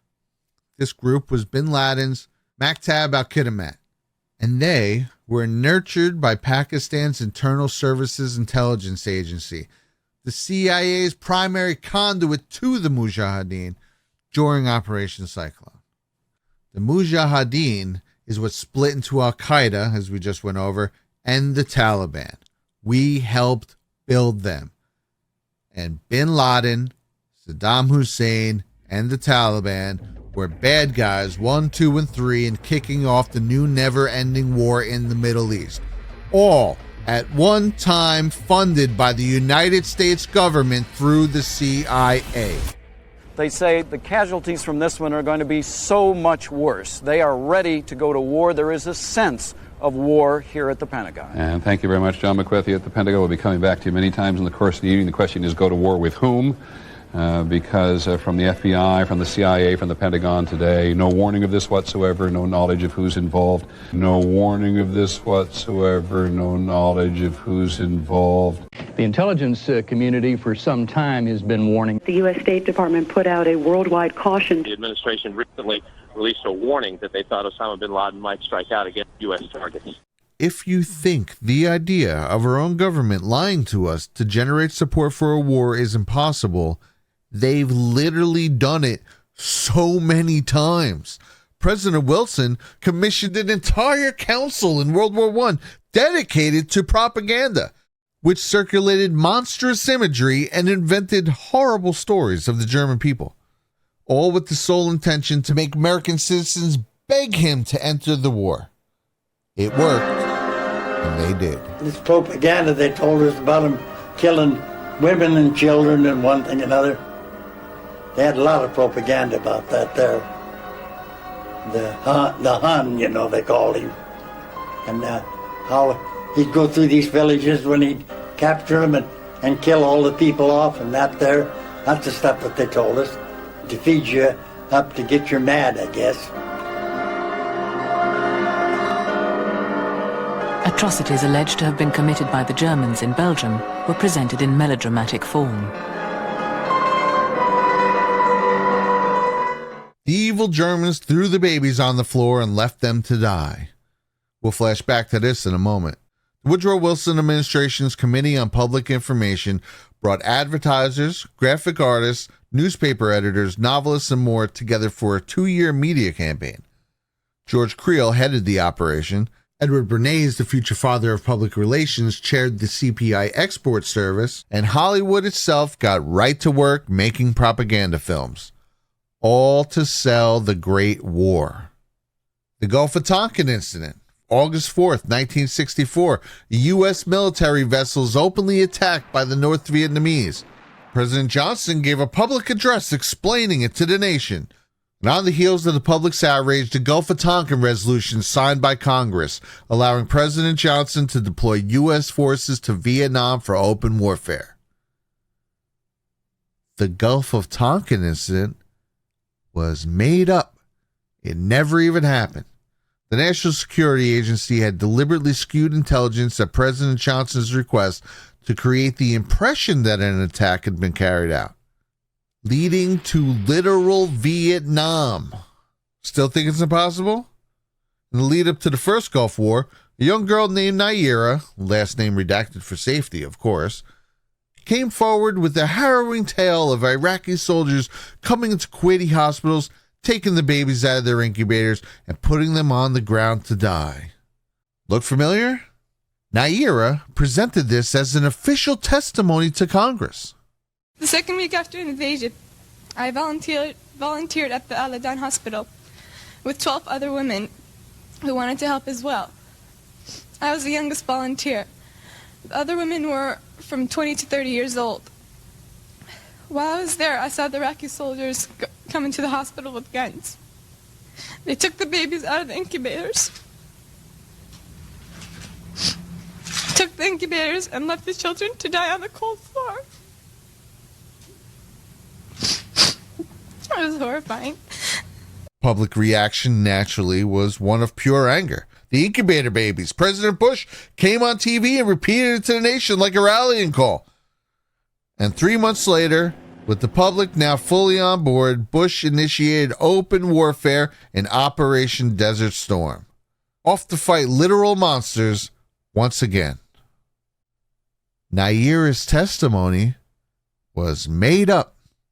It never even happened. Naira's name, as it turns out, wasn't redacted for safety, but because she was the daughter of the Kuwaiti ambassador to the United States, who also testified at this same hearing. Naira's testimony was fabricated and coached by the American public relations firm Hill & Knowlton. So, the idea of a distressingly emotional incident being orchestrated by the powers that be in order to initiate a war is actually more common than not. And in one such case, even in writing. Preserved forever in the Operation Northwoods document, a plan to remove Fidel Castro and overthrow the Cuban government. Born out of the failure of the Bay of Pigs, the main operation was dubbed Mongoose, and it included the CIA, the Department of Defense, the State Department, the FBI, and more. Within 4 months of its inception, early March 1962, a memorandum titled Northwoods is drawn up detailing a list of false flags to, quote, justify U.S. military intervention in Cuba. So it is documented fact that our intel communities plan false flag attacks. There's no disputing this. It's in writing. Northwoods proposed using actors to fake attacks, stage riots, and in one scenario, stage a new Remember the Maine incident by blowing up a U.S. ship in Guantanamo Bay and blaming Cuba. Sound familiar? Aggression by terror against the peaceful villagers of South Vietnam has now been joined by open aggression on the high seas against the United States of America. I have been given encouraging assurance by these leaders of both parties that such a resolution will be promptly introduced, freely and expeditiously debated, and passed with overwhelming support. Hey, seems that one was a keeper. But it's page 10 that is too familiar to ignore. It's here the Northwoods first suggests, quote, hijacking attempts against civil air and the painting of a drone plane as an exact duplicate of a civil airliner to be used in a false flag attack. Documented fact. In this exercise, the actual civil airliner would be loaded up with selected passengers with carefully prepared aliases. They would then launch both the civil airliner and the painted drone at the perfect time for both of their flight paths to rendezvous south of Florida, where the civil airliner would then descend to a minimum altitude as the drone would take over its flight path. So on radar, the drone would appear to still be the civil airline. It's right after this where they would then put out a mayday to grab everyone's attention. It's 8:52 here in New York. I'm Bryant Gumbel. We understand that there has been a plane crash on the southern tip of Manhattan. You're looking at the World Trade Center. We understand that a plane has crashed into the World Trade Center. The plan was to destroy it on call for all the airwaves to hear and many to see. A public act of war. It further states that doing it this way would allow the radio stations to tell the U.S. what happened, rather than the U.S. trying to, quote, sell it themselves. They wanted the people who witnessed it to sell the public, not the government. I mean, it was a terrorist attack. It had to be. It's only struck one of the buildings. The other building appears to not have been...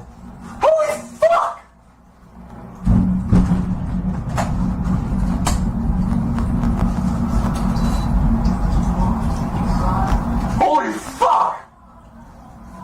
That's a fucking terrorist, you... Holy shit! It's an international tourist place. Lots of people. There's not a plane coming down. Holy you see? Shit. What the fuck is wrong with that? Boom! Oh, man. What the fuck's going on? Wow. Oh, shit. Wow. Do you see this aircraft?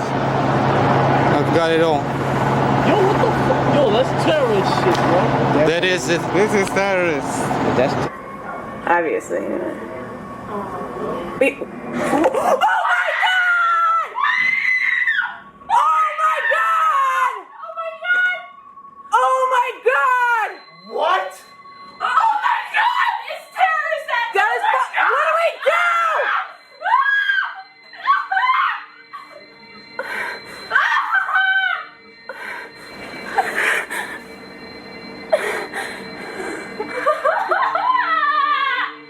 Mom, another plane just crashed into the other World Trade Center.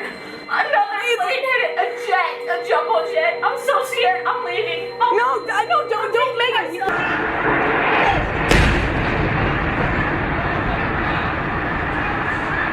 Holy shit, Martin. Oh! That's the other building. That's terrorist. Other building? That's terrorist, bro. That's fucking terrorist. Holy shit! Oh my God. That's terrorist, bro. They just shut another. Did you get that? I zoomed out on it. President Kennedy rejected Northwoods, and that is the only reason it did not happen. So, to suggest that our own government wouldn't stage a public tragedy with alleged hijacked planes in order to justify, quote, U.S. military intervention in a country the CIA was already running missions in is an indefensible position. They quite literally were one signature away from doing exactly that in 1962 in writing, a hauntingly similar to 9/11 incident born out of a program that had nearly the entire government on board, essentially mimicking the very event that, as predicted, made us beg for war in the Middle East, that gave the CIA the full military intervention they were lobbying for before the September 11th attacks. Mimicking it, in my opinion, right down to the painted drone planes. Because I noticed something going through the immediate coverage and home videos of September 11th. Nearly every single early eyewitness refers to those planes as 737s or smaller, not 767s as stated in the official narrative. I just witnessed a plane that appeared to be cruising slightly lower than normal altitude over New York City, and it appears to have crashed into, I don't know which tower it is, but it hit directly in the middle of one of the World Trade Center towers. Sean, what kind of plane? Was it a small plane, a jet? It was a jet. Looked like a two-engine jet, maybe a 737. Can you tell us what kind of an airplane is it? It had to be a 737 and had to hit the World Trade Center. And a 737 hit the World Trade Center. And I was just curious at the same time if that was the aircraft. It just seemed like a smaller plane. I don't think it was anything commercial. A possible 737 jet may have crashed into World Trade Center Tower number 1. This just happened, folks. You're looking live. A plane, possibly a 737 jet, hit Tower 1 of the World Trade Center in the financial district. I just heard somebody say that they thought it was a 737 that went through the building. It's speculated that the plane is as big as a 737. Not a big plane like an airliner, but not a tiny propeller plane either. A small jet plane. Now I was told the 737 jet hit the building all the way up. The flames are still coming out of the Trade Center on the top. Yeah, it was a jet, a small jet, like a private jet or something. Also, more eyewitnesses saying they saw a small commuter plane crash into the building. Right now we're getting information, Al, that it was a small commuter plane. And the plane looked either like a 737 or an Airbus. 737 or an Airbus. Okay, yeah. I understand you're an airplane aficionado? Yeah. Some reports are that it was a small commuter plane. It was a plane? It was definitely a plane? They said a 737 plane. They have some guy on the phone who said it was either a 737 or an Airbus. He witnessed the whole thing. Your estimation, what type of plane did either an Airbus A320 style or a Boeing 737. Were many people in the building? Oh, another one just hit. Something else just hit. How's the 737 went right in? As I was walking down Fifth Avenue, which is close to our studios, and I heard a jet, perhaps a 737 or a small Airbus. Did you see the 747? It was a 737. 737. Some guy standing next to me said, "Oh my God, that was like a Lear jet that just hit it." Did you just see that? I mean, it was a 737. The guy just took a 737 and he flew it right into the building. Who with him? It was a small commercial aircraft, like a small Airbus or a 737 Boeing. One was hit by an aircraft. Some witnesses saying it was a 727 or 737. That's obviously designed to do considerable damage to those buildings on this day when we're holding a primary election in New York City. Now, I would imagine... Ollie? Jim, what you're saying could be a drone aircraft. That's an aircraft that's guided electronically to its target without having a pilot. Now, that is a possibility as well. It's a 737, we're now being told. That is clearly, from the indications I'm looking at, is a small jet, small airliner-sized jet. Looks to me either an A320 or a 737-size airplane. Looked like a Boeing 737. The reports that suggested it was perhaps a 737. It looks to be a small, commercial plane, the first plane that I saw, a commercial airline, a mid-size, not a jumbo jet.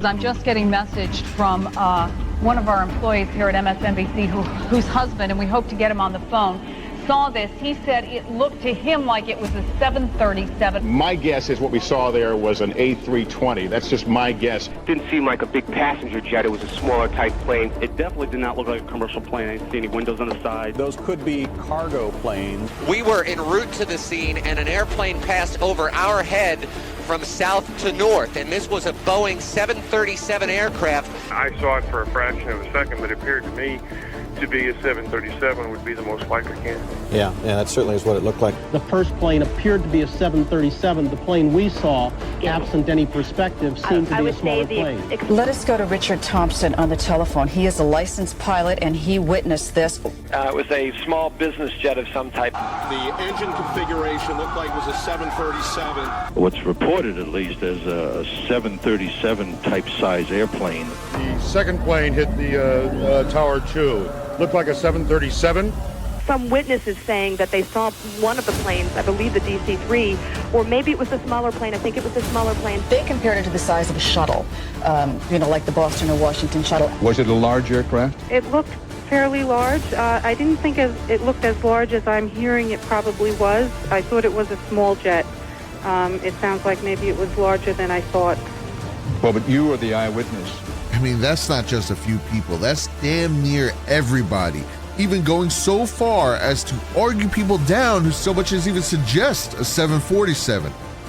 Furthermore, we even have some channels caught trying to hide these statements, such as the official CBS YouTube editing out yet another eyewitness account here. Yes, that was definitely looked like it was on purpose. You saw a plane? Yes, I just saw a plane go into the building. Why do you say that was definitely on purpose? Because it just flew straight into it. Looks like it's about, I would say 15 floors lower than the first building. Nose to cut? Of course you didn't. That's the point. Now let's listen to the full broadcast. You saw a plane? Yes, I just saw a plane go into the building.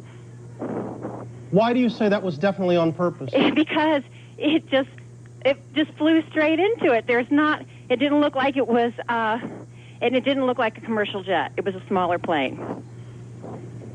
It was definitely a smaller plane.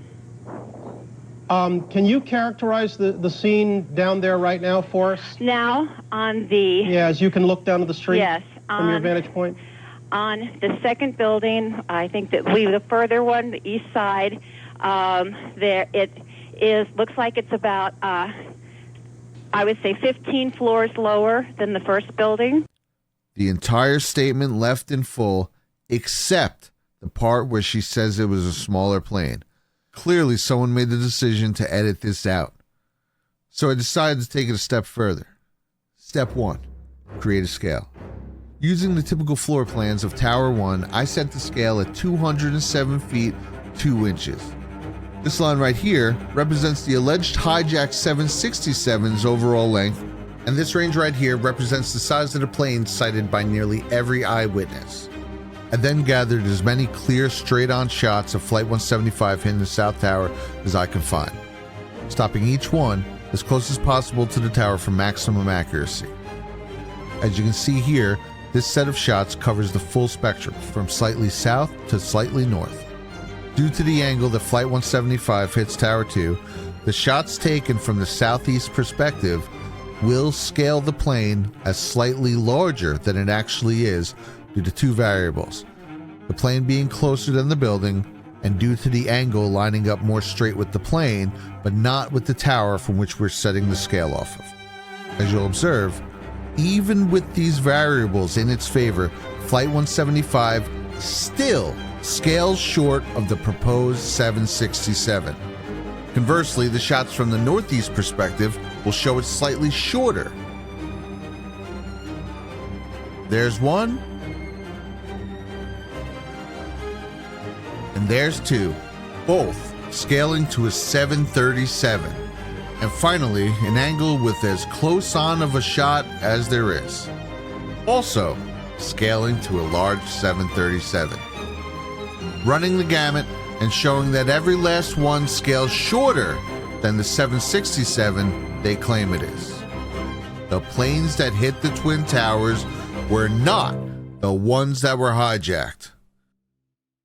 We know they look like the ones that were hijacked. An American Airlines jet hit the tower. I know about planes. No, United. Was it United? It was a United. It was a United airplane that just crashed right into it.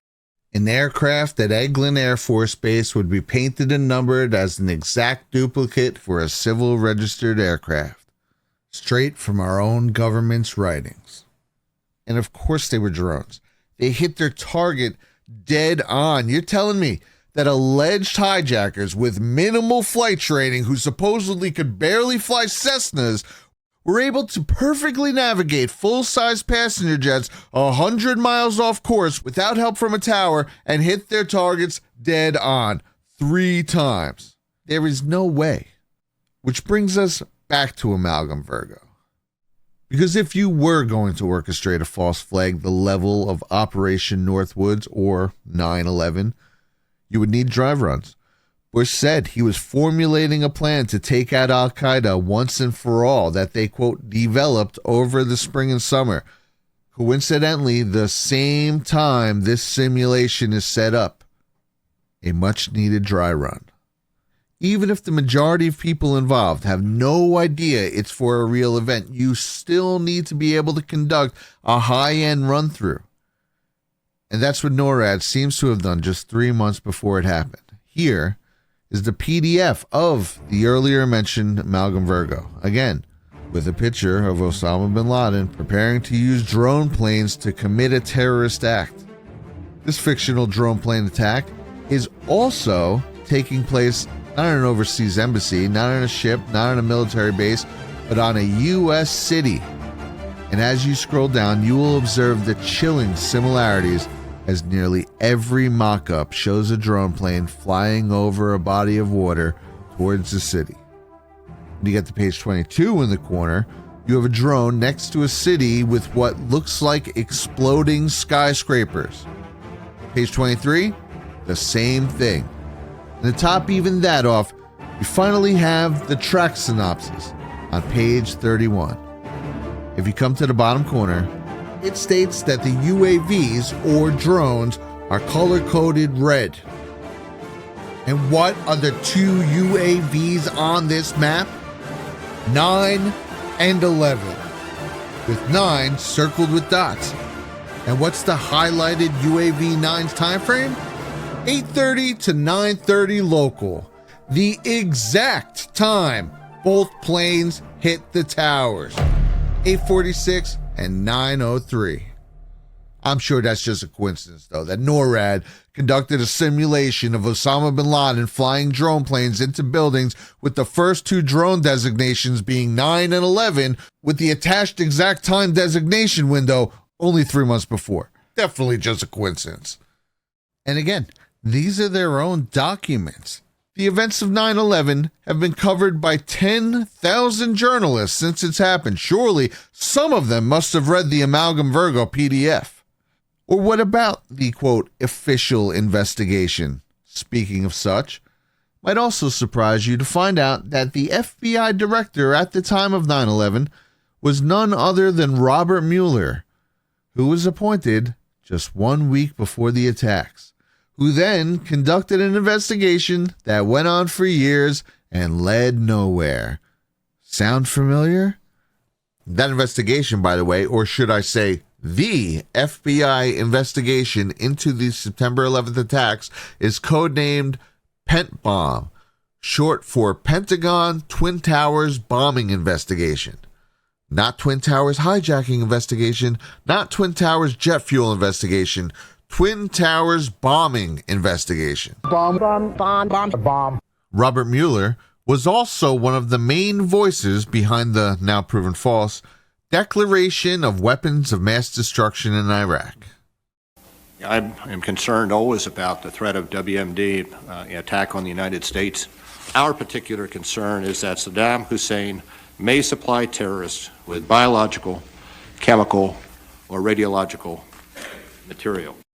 Even worse than Mueller was another familiar name, one James Clapper, who, as the director of NIMA, the National Imagery and Mapping Agency, was the main person tasked with analysis of Iraqi satellite imagery to determine whether or not WMD sites existed. NIMA claimed to have located more than 950 WMD sites, which went on to serve as key evidence behind the WMD lie. Colin Powell then used NEMA's generated graphics of the alleged mobile biological production facilities to give an impassioned briefing to the United Nations. And immediately following that, as we just watched, George Tenet and Robert Mueller confidently amplified the WMD hysteria to Congress for the final stamp of approval. 1 month later, we invaded Iraq. And 2 years after that, and Iraq's complete dismantling, it was concluded that there actually weren't weapons of mass destruction. As it turns out, the satellite images Clapper's NEMA used to validate the claims of the alleged mobile biological production facilities were, in fact, milk pasteurization trucks. Starting to see a pattern yet? Terror against the peaceful villagers of South Vietnam. Took the incubators and left the children to die on the cold floor. That's the stuff that they told us, to feed you up to get you mad, I guess. And where did the FBI's top anti-terrorism task force just happen to be on 9/11? About as far away from New York as they could be. But this very interesting information, Katie, Matt, and Tom, from the FBI, they had been operating a massive exercise from their hostage rescue unit. All of their top teams, about 50 personnel, helicopters, equipment, were in Monterey, California for the last 2 days, scheduled to fly back today commercially. So all of those people are out of place. It's fair to say, according to sources that we've talked to here at NBC, that the FBI rescue operations and other FBI operations are really in chaos right now because they can't reach their officials in New York. All of their phone lines are down, and now you've got all of their special experts on this stuck in Monterey, California, trying to get a military flight back because there are no longer commercial flights. So they are seriously out of pocket, and there is a real breakdown of the FBI anti-terror coordination team, which is, of course, the principal team that would lead any effort and was so effective under Jim Costa. Our intelligence stunk this time. Put it this way, it was so bad that the FBI's anti-terrorist task force responsible for investigating situations like this was on a training exercise in Monterey, California at the time of the bombing and still can't get back to investigate it. That's okay, though. Fortunately for the FBI, their anti-terrorism task force didn't need to be there right away to solve the case, because the case solved itself. In an act of miraculous fortune, one passenger's luggage somehow was never transferred to its respective doomed flight, which, when searched, just so happened to contain written out breakdowns of all 19 hijackers, their backgrounds, their motives, each of their assignments, their ties to Al-Qaeda, a video cassette of a Boeing flight simulator, a knife, and pepper spray. The entire plot of 9/11 is neatly packaged and dropped in their lap. Of all the passengers in all the planes, the one suitcase that just so happened to not make the plane has a written out breakdown of the attacks. Give me a break. I call this one the Magic Suitcase, which, when coupled with the Magic Passports, you get the FBI's official reasoning when asked how on earth they were instantly able to discern all of the hijackers and how they were attached to Al-Qaeda. That is some stroke of luck. And what about the alleged hijackers? The majority of them, 11 to be precise, obtained their visas through the U.S. consulate in Jeddah, Saudi Arabia. This is notable because according to J. Michael Springman, former head of the Visa Bureau in Jeddah, this was the very consulate the CIA used throughout the 80s and 90s to obtain visas for their newly recruited Arab assets. Springman states that while head of the Visa Bureau from 87 to 89, he was consistently ordered by CIA higher-ups to push through visas. Springman also stated that while your typical Foreign Service post would be comprised of roughly a third of intel officers, that the consulate in Jeddah was at least 50%, if not more. One notable CIA agent stationed in this very consulate in Jeddah from 1982 to 1984, the heart of Operation Cyclone, was none other than John Brennan. John Brennan would later go on to become the chief of station responsible for overseeing and managing all CIA intelligence operations in all of Saudi Arabia from 1996 to 1999, right as the 9/11 hijacker visa operation was getting underway. Is it all starting to come together now? Furthermore, in even another all too on-the-nose coincidence, on the morning of September 11th, officials at the National Reconnaissance Office, the agency charged with operating our nation's spy satellites, had an exercise scheduled in which a small corporate jet would crash into their building. The National Reconnaissance Office draws its personnel straight from the military and CIA. I believe these drills, along with the FBI being scheduled on the other end of the country and NORAD being scheduled for drills up in Alaska and Canada, were designed to handicap response time and hinder the initial investigation.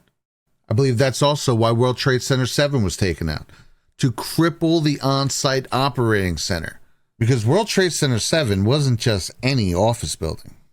It housed, among other things, the SEC, the IRS, Secret Service, the Office of Emergency Management, the Department of Defense, and the CIA. Taking out Building 7 was crucial to muddying up the investigation process. Because as we've gone over consistently in this video, many things from the in real-time coverage do not line up with the official narrative. Like, for instance, FDNY Battalion Chief Oriel Palmer, who was able to take an elevator to the 41st floor and then use the south stairwell to make it up to the 78th floor, the site of impact. We got tanks, isolated pockets of fire. We should be able to knock it down with 2 lines. Ready go to 78th floor, numerous 1045 code lines. What scan you in, Mario? South Stairway, Adam. South Tower. I'm going to need 2 firefighters. Adam Stairway to knock down 2 fires. We got a house line stretch. We can hit some water on it, knock it down, okay? All right, that's all. We're coming up upstairs. We're on 77 now in the beach there. I'll be right to you. Just 2 isolated pockets of fire that they can knock down with 2 lines. Boy, that sure paints a different picture than what we've been led to believe. Just minutes after this narrative-damning communication, the South Tower would explode into a near free-fall collapse. How's that for timing? They were planned to take down a building. Boom, boom, boom, boom, boom, boom, boom. This defies belief. We can say that again. Speaking of defying belief, you have the most remarkable piece regarding Silverstein. Yes, even more remarkable than him admitting to giving the order to pull it and then watching Building 7 fall. For you see, Larry Silverstein had a meeting every single morning in the World Trade Center at Windows of the World. Right here. Right on the floors that were completely cut off from escape. He had a morning meeting there every single weekday. Except for 9/11. Where were you on September 11th? I was home. And the only reason I wasn't where I was every morning, subsequent to the 26th day of July, my mornings were spent usually at a breakfast meeting at Windows, an 8 o'clock breakfast meeting, Windows, the top of it, right? And then going down to visit with my tenants, my new tenants, at the Trade Center, getting to know them, understanding their problems and so forth, ascertaining how we could service their needs better, which is one of the first things you do when you acquire a property. You begin to meet your tenants and start talking with them. And so my mornings were spent at the Trade Center, and then by noon I was back uptown. And so that particular morning, because I have light-colored hair and fair skin, and I'm an annuity to the dermatologist, my wife, God bless her, had made an appointment for me at the doctor. And I remember dressing to go to the doctor, and finally saying to my wife, I said, sweetheart, I've got so much to do downtown. I got to cancel this. I've got to go downtown. And she said, you're not going to cancel this appointment. You're going to the dermatologist. And, having been married now to the same woman for 46 years, you get this sense of determination on occasion, their voices. And I said, okay, yes, dear, I'll go. And then just minutes later, received a telephone call to turn on a television set and witnessed this horrendous circumstance. The first plane hitting, and then the second plane hitting. Of course, with the second hit, it became obvious that this was terrorism. But thereafter was absolute hell. Well, what are the odds of that? It's also of note that in May of 2001, the Port Authority lost their lawsuit against former insurers to have them foot the bill for the hundreds of millions of dollars it was going to cost to remove asbestos from the World Trade Center complex. Nevertheless, Larry, who already owned World Trade Center 7, still worked to beat out Vornado for it, knowing that this asbestos price tag would lie on him. Fortunately for Larry and Silverstein Properties, and thanks to the attacks, it would be the insurance companies who would have to pay after all. And since there were 2 attacks instead of 1, they were able to argue above the insurance payout cap of $3.55 billion to $4.6 billion. Over $1.3 billion more than they had just acquired the complex for from the Port Authority in July. Instead of having to pay hundreds of millions, they made $1.3 billion. That was a very fortunate trip to the doctors. Next up, you have FEMA worker Tom Kenny being interviewed about the horrors he had seen during the cleanup, where he states, curiously enough, that he arrived the night before 9/11. Looking at it, and based on your experience, is this likely to take a month, 2 months, longer? What's your own personal estimate?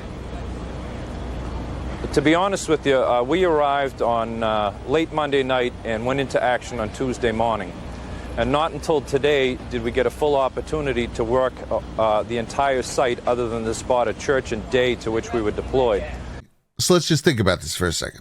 FEMA arrived in New York Monday night. And we know he's definitely talking about Monday the 10th and not Monday the 17th, because if you go to the source broadcast of this interview and rewind, you'll see that it was on the 13th. And he wasn't just a day off and misspoke thinking it was Wednesday, because he would have said yesterday morning, but instead he specifically says Tuesday morning. Somebody knew this was going to happen. Another curious slip-up came just 2 months following the attacks, during a town hall when President Bush had this to say about Flight 11. was sitting outside the classroom waiting to go in, and I saw an airplane hit the tower of a TV. The TV was obviously on, and I used to fly myself, and I said, well, there's one terrible pilot. This one's a particularly interesting statement, being that no footage of the first plane existed until the day after 9/11, when the FDNY revealed that they had just happened to be out filming that morning and caught it on tape. The fire department was sitting here all morning. Yeah, they were sitting right there. I was wondering what they doing. And I said, what is the fire department just sitting there for? That's what I'm thinking. Is it a conspiracy? This footage would remain the only known video of the first plane until later on when this video caught the sound. What the hell was that? It sounded like a plane crash. There was a reaction on the part of... Come to us, come to us. And this one caught the impact.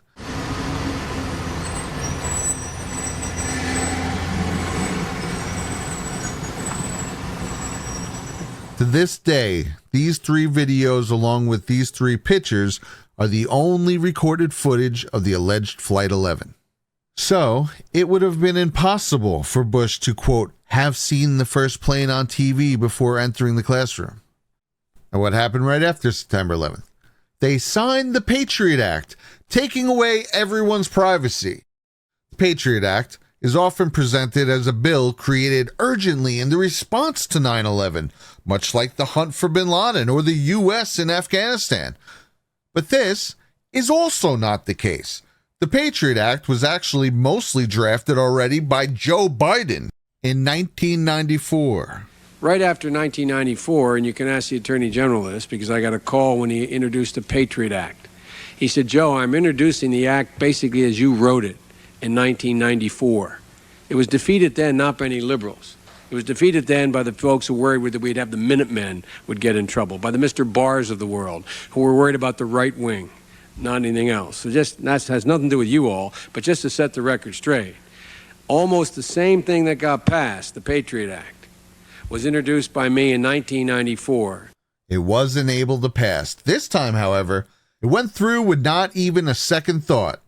It's interesting because all these things were sold as knee-jerk byfactors of the attacks on September 11th.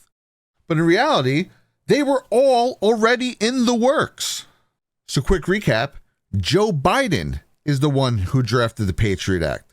James Clapper was behind the WMDs, and Robert Mueller is the FBI director who conducted the 9/11, quote, investigation that led nowhere. It's funny because all I ever hear about are the Bush connections. It's almost as if they're controlled by the same people. And speaking of the vast array of coincidences concerning 9/11 and political figures on the other side of the typical 9/11 aisle, September 11th included a silver lining for the Clintons, as their most public enemy, political researcher Barbara Olson, had been booked that morning aboard Flight 77. She was on a promotion tour for the upcoming sequel to her scathing Hillary Clinton hit piece, Hell to Pay, in which she was set to present her deep dive on the Clinton White House. On September 11th, Barbara was scheduled to appear on Politically Incorrect with Bill Maher, and the rest is history. Barbara's upcoming book, titled Final Days, was released posthumously. Barbara was also married to Theodore Olson, the Bush administration's lead counsel in Bush vs. Gore. According to Theodore and his secretary, Barbara called him 2 times during the flight at the DOJ. He claims she called around 9:15 and then shortly thereafter to inform him that the plane had been hijacked. Barbara was had changed her flight because that September 11 unfortunately was my birthday, and so she changed her flight to be there the night before, and so she got on this flight from Dulles Airport to Los Angeles. She was going to be on the Bill Maher show that night. And when the news came in, I was in the Justice Department, the Solicitor General's office. My secretary rushed in and we turned on the television set and we saw the film that was coming in over the the networks of the first plane that crashed into the World Trade Center, and then the second, and I can't remember the exact sequence, but somewhere around 9:15 or something like that, my secretary rushed in and said Barbara's on the phone. I don't know how Barbara managed to make her cell phone work, or make the cell phones. In those days you could make phone calls, but they were up in the air, and I had worried as soon as I saw this tragedy unfolding that maybe Barbara's flight was one of the ones that had been flown into the World Trade Center. And so when my secretary said she was on the phone, I thought, oh my God, Barbara's okay. That isn't what's happening. And then she got on the phone and she told me that their plane had been hijacked and that all the passengers had been moved to the back of the airplane. It seems Theodore makes a good point. How did Barbara get her cell phone to work? At the time of the calls, American Airlines Flight 77 was at an altitude of 25,000 feet. Tests to this day show cell phone reception capping out at around 10,000 feet. There's no way her cell phone worked at that altitude, especially in 2001 when there were so few cell towers. They literally had ad campaigns where people would walk around normal cities saying, "Can you hear me now?" So the answer to this, I think, absolutely relevant question of the magic cell phones has become airphones.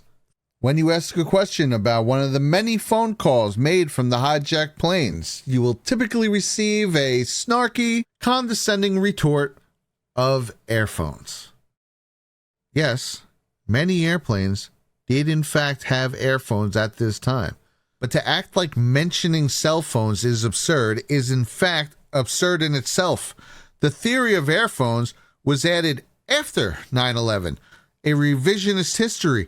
The original reporting is what called them cell phones, not us. Passengers on two different flights, we're now learning. The United flight that went into the World Trade Tower, as well as the flight that went into the Pentagon.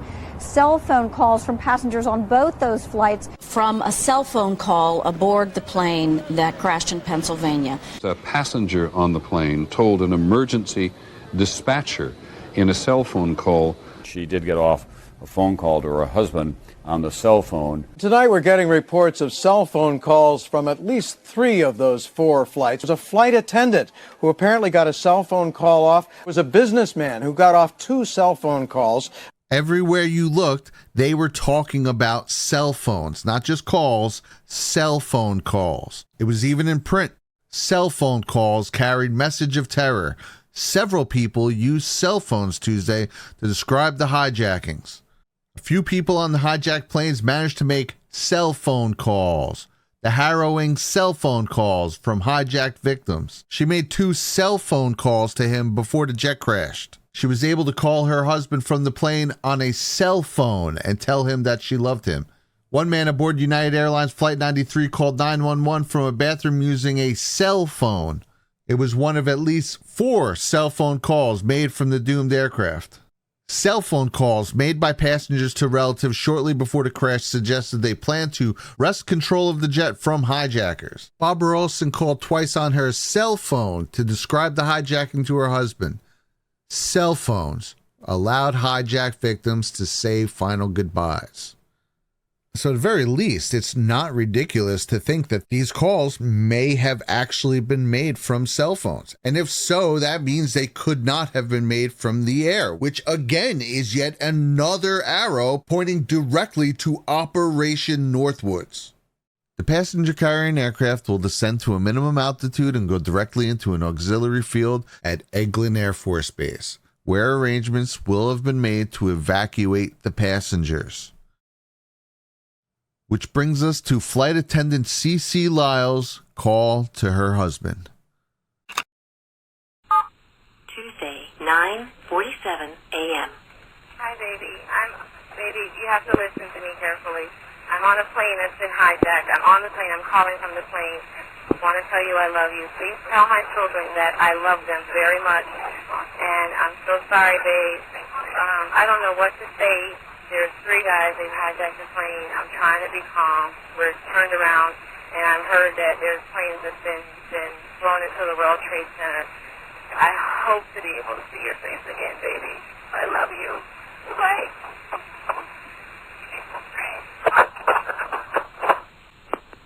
End of message. It's a frame after telling him to listen carefully. And also, if you'll notice, there's no background noise. Here's unamplified video taken from the back of a commuter jet.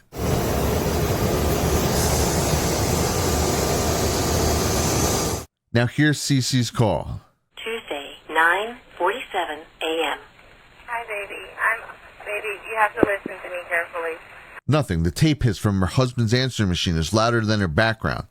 This call was also from Cece's cell phone. It was about like 9:30. I guess that's when the call started. Then I guess I didn't answer the phone until the last time she called, which was, I think it was like 9:51 or something to that. It was towards almost close to 10 o'clock by that time. And then that's when I get the phone call from her, and I actually had a chance to speak with her. Once the phone got disconnected, then I sat up in the bed because I did all this laying down. I sat up in the bed it was like I just woke up. I'm like, was that a real call? So I looked at the caller ID and noticed that it was a call, and it was from her cell phone. And I'm like, okay, wait a minute. How can she call me from on the plane from a cell phone? Because cell phones don't work on the plane. Cece's call took place at 9:47, which means she would have been at 20,000 feet. How could she make that call unless on the ground? Thomas Burnett's wife, Dina, said she also knew he was using a cell phone because of caller ID. Jeremy Glick's wife wrote in her deposition that she also couldn't hear any unusual sounds and that the connection was very clear, quote, as if he was calling from the next room. And as for Theodore Olson changing his tune from cell phones to airphones, it's noteworthy that in 2002, as Solicitor General in the Supreme Court case of Christopher versus Harbury, Olson maintained that the government had an inherent right to lie. Quote, there are lots of different situations when the government has legitimate reasons to give out false information. Coincidentally enough, Barbara was not the only person aboard American Airlines Flight 77 with connections to Washington. For the pilot, Charles Burlingame, just so happened to work at the Pentagon for 10 years, assisting the Defense Department on, wait for it, anti-terrorism strategies. So now that's multiple anti-terrorism intel agents on these flights. And what else happened in regards to Flight 77?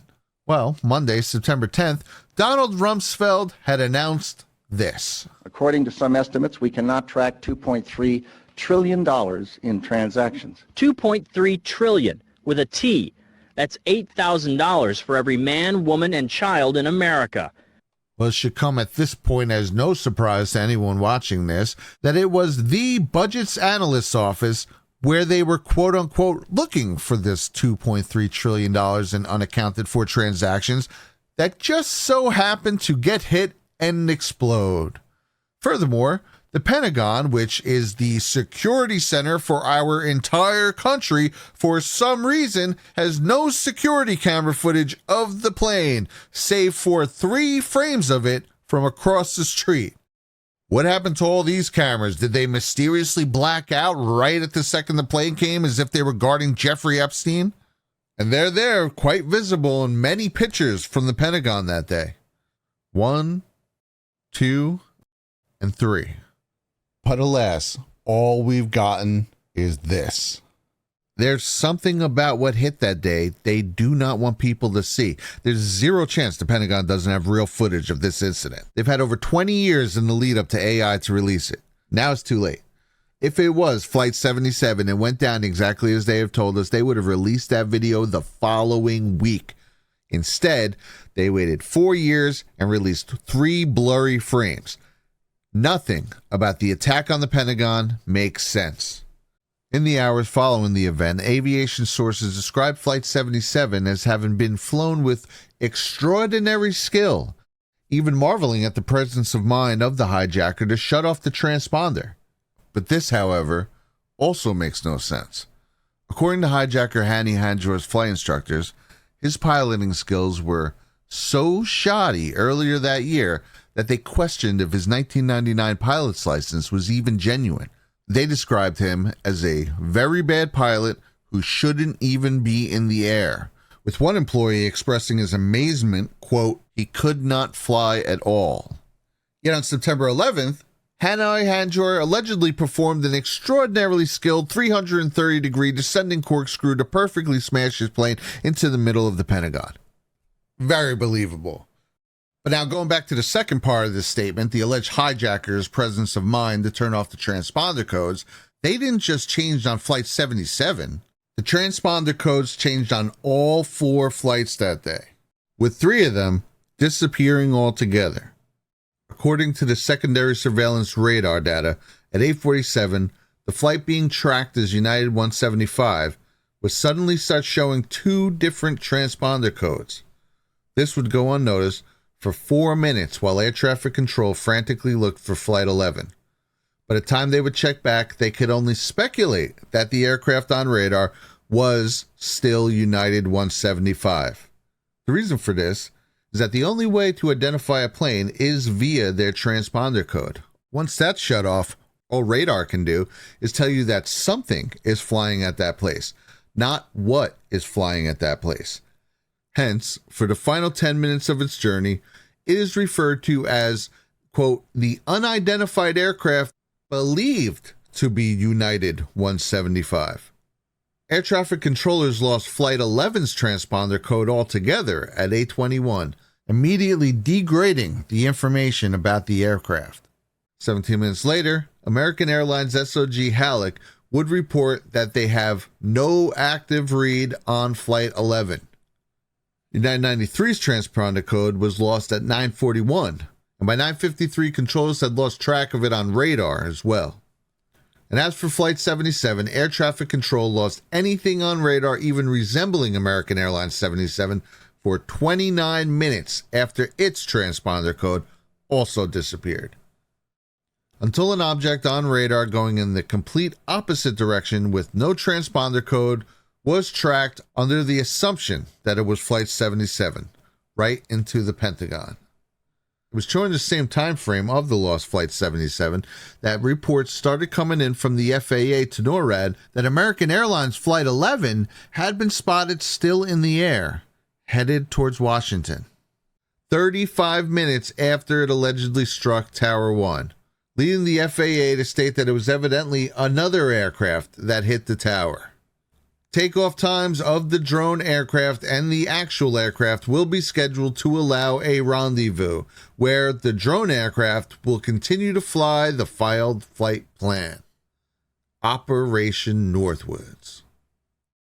Another often overlooked factor is that Hani Hanjour's 2 alleged counterparts on Flight 77, Nawaf al-Hamzi and Khalid al-Midhar, actively rented rooms in the lead-up to 9/11 from an anti-terrorism FBI informant.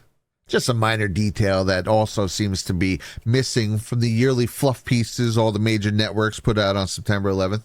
And finally, the impact zone also makes no sense. On one hand, the wings are reported to have mostly disintegrated on impact, as before the roof collapses, there appears to only be a singular hole. Yet at the same time, we're expected to believe the fuselage somehow managed to plow through the equivalent of not 1, not 2, but 3 full rings of the Pentagon, opening up a hole in Corridor C. How could a plane that we already went over is like paper to steel have gone through 3 full buildings, essentially? Thick reinforced concrete walls. Here, footage of a plane being smashed into a concrete wall at even higher speeds. Now, the single wall is thicker and the plane is smaller, so it's not an exact 1-to-1, but the thought of a regular 757 going through 3 whole buildings feels hard to believe after watching this.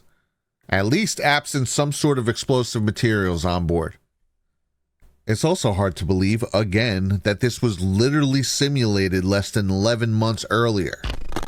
That's some incredible foresight.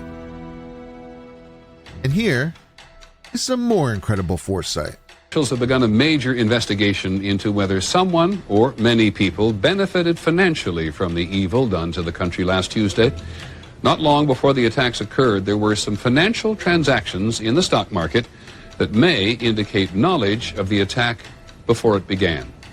ABC's Antonio Mora is here.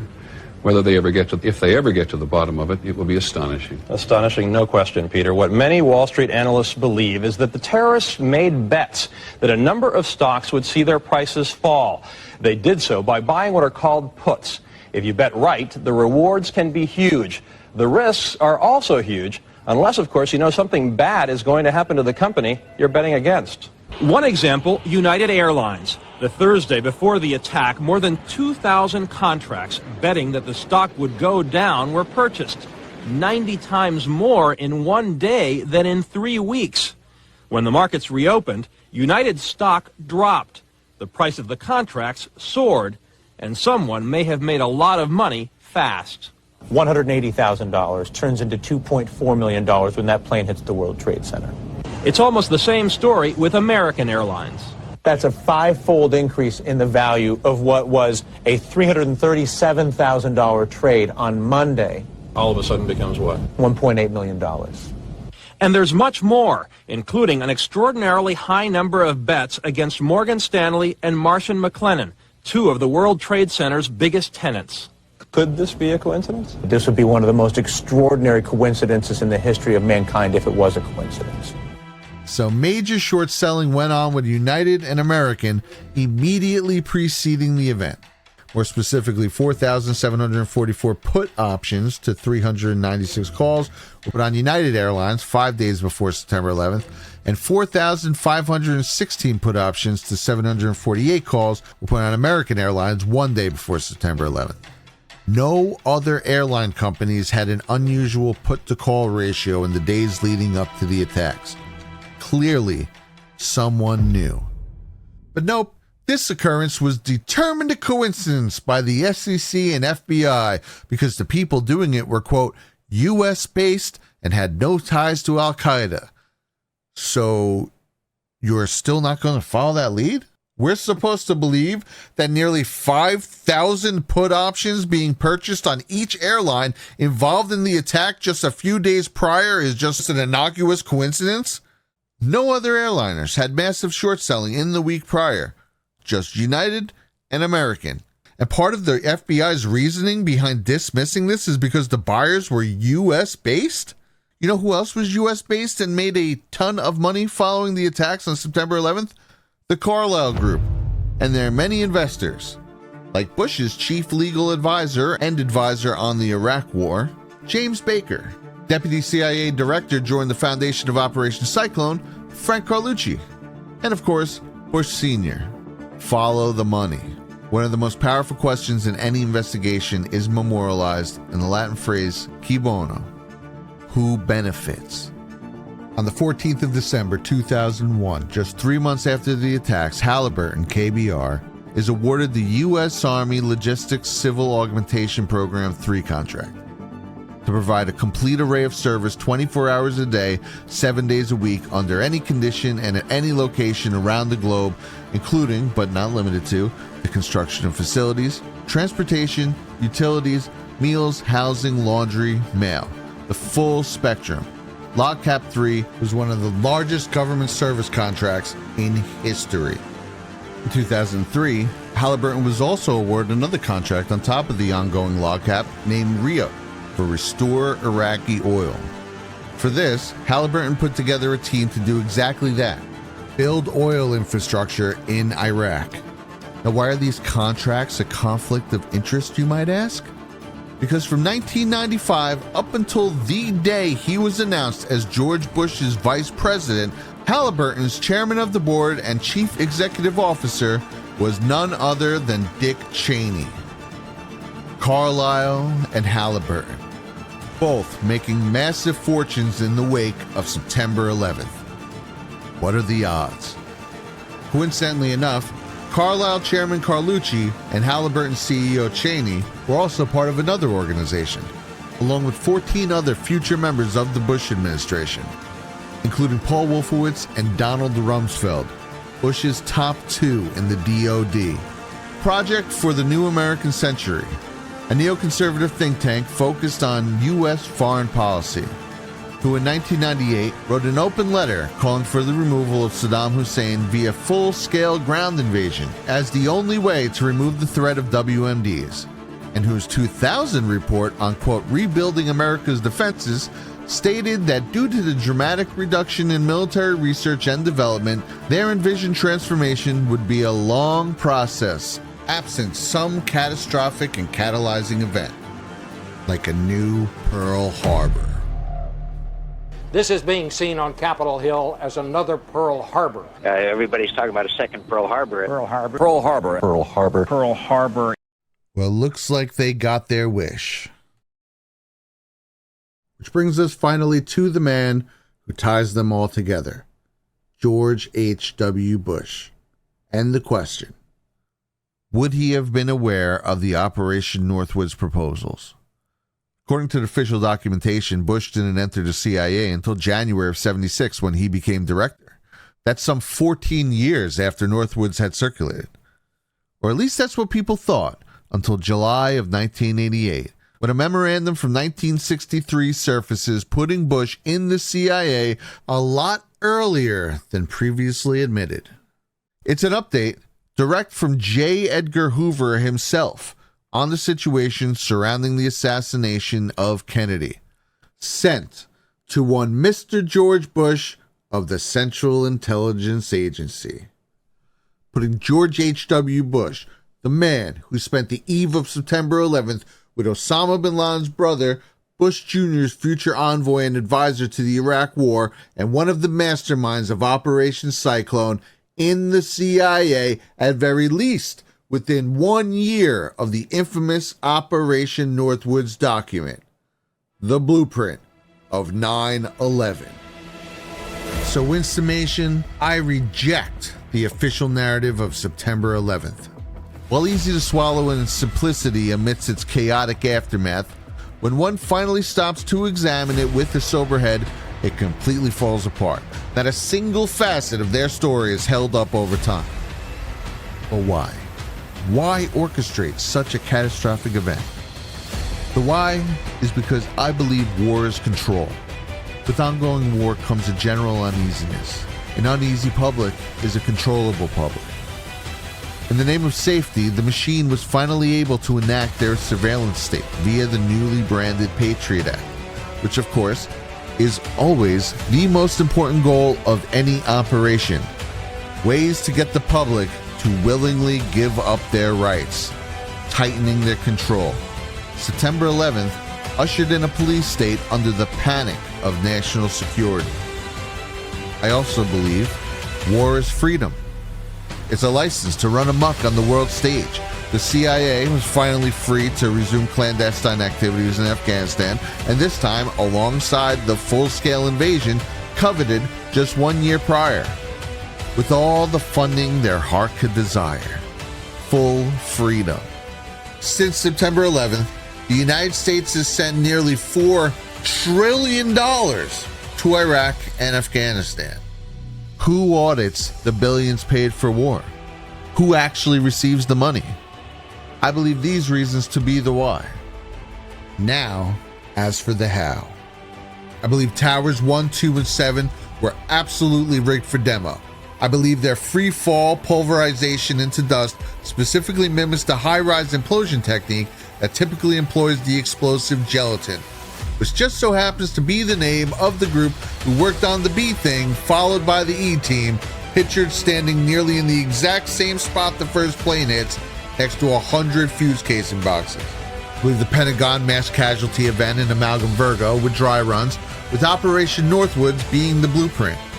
I believe the hijackings were staged by a combination of Operation Cyclone assets and insider passengers from our intel communities and abroad, knowing full well they would never be able to be seen in public again. I believe the planes were landed and the passengers forced under duress to call loved ones, which is why their cell phones went. I believe that while that went on, 737 drone planes painted as exact replicas of the hijacked airliners were remote piloted into Tower 1 and Tower 2, and that after waiting a nominal period of time, both buildings were then intentionally brought down by the aforementioned pre-placed dynamite. These are the reasons I no longer believe the official narrative surrounding 9/11. There were too many moving parts and too many cameras rolling, and far too many details that don't line up. Nothing has aged worse than September 11th. A false flag that will live in infamy.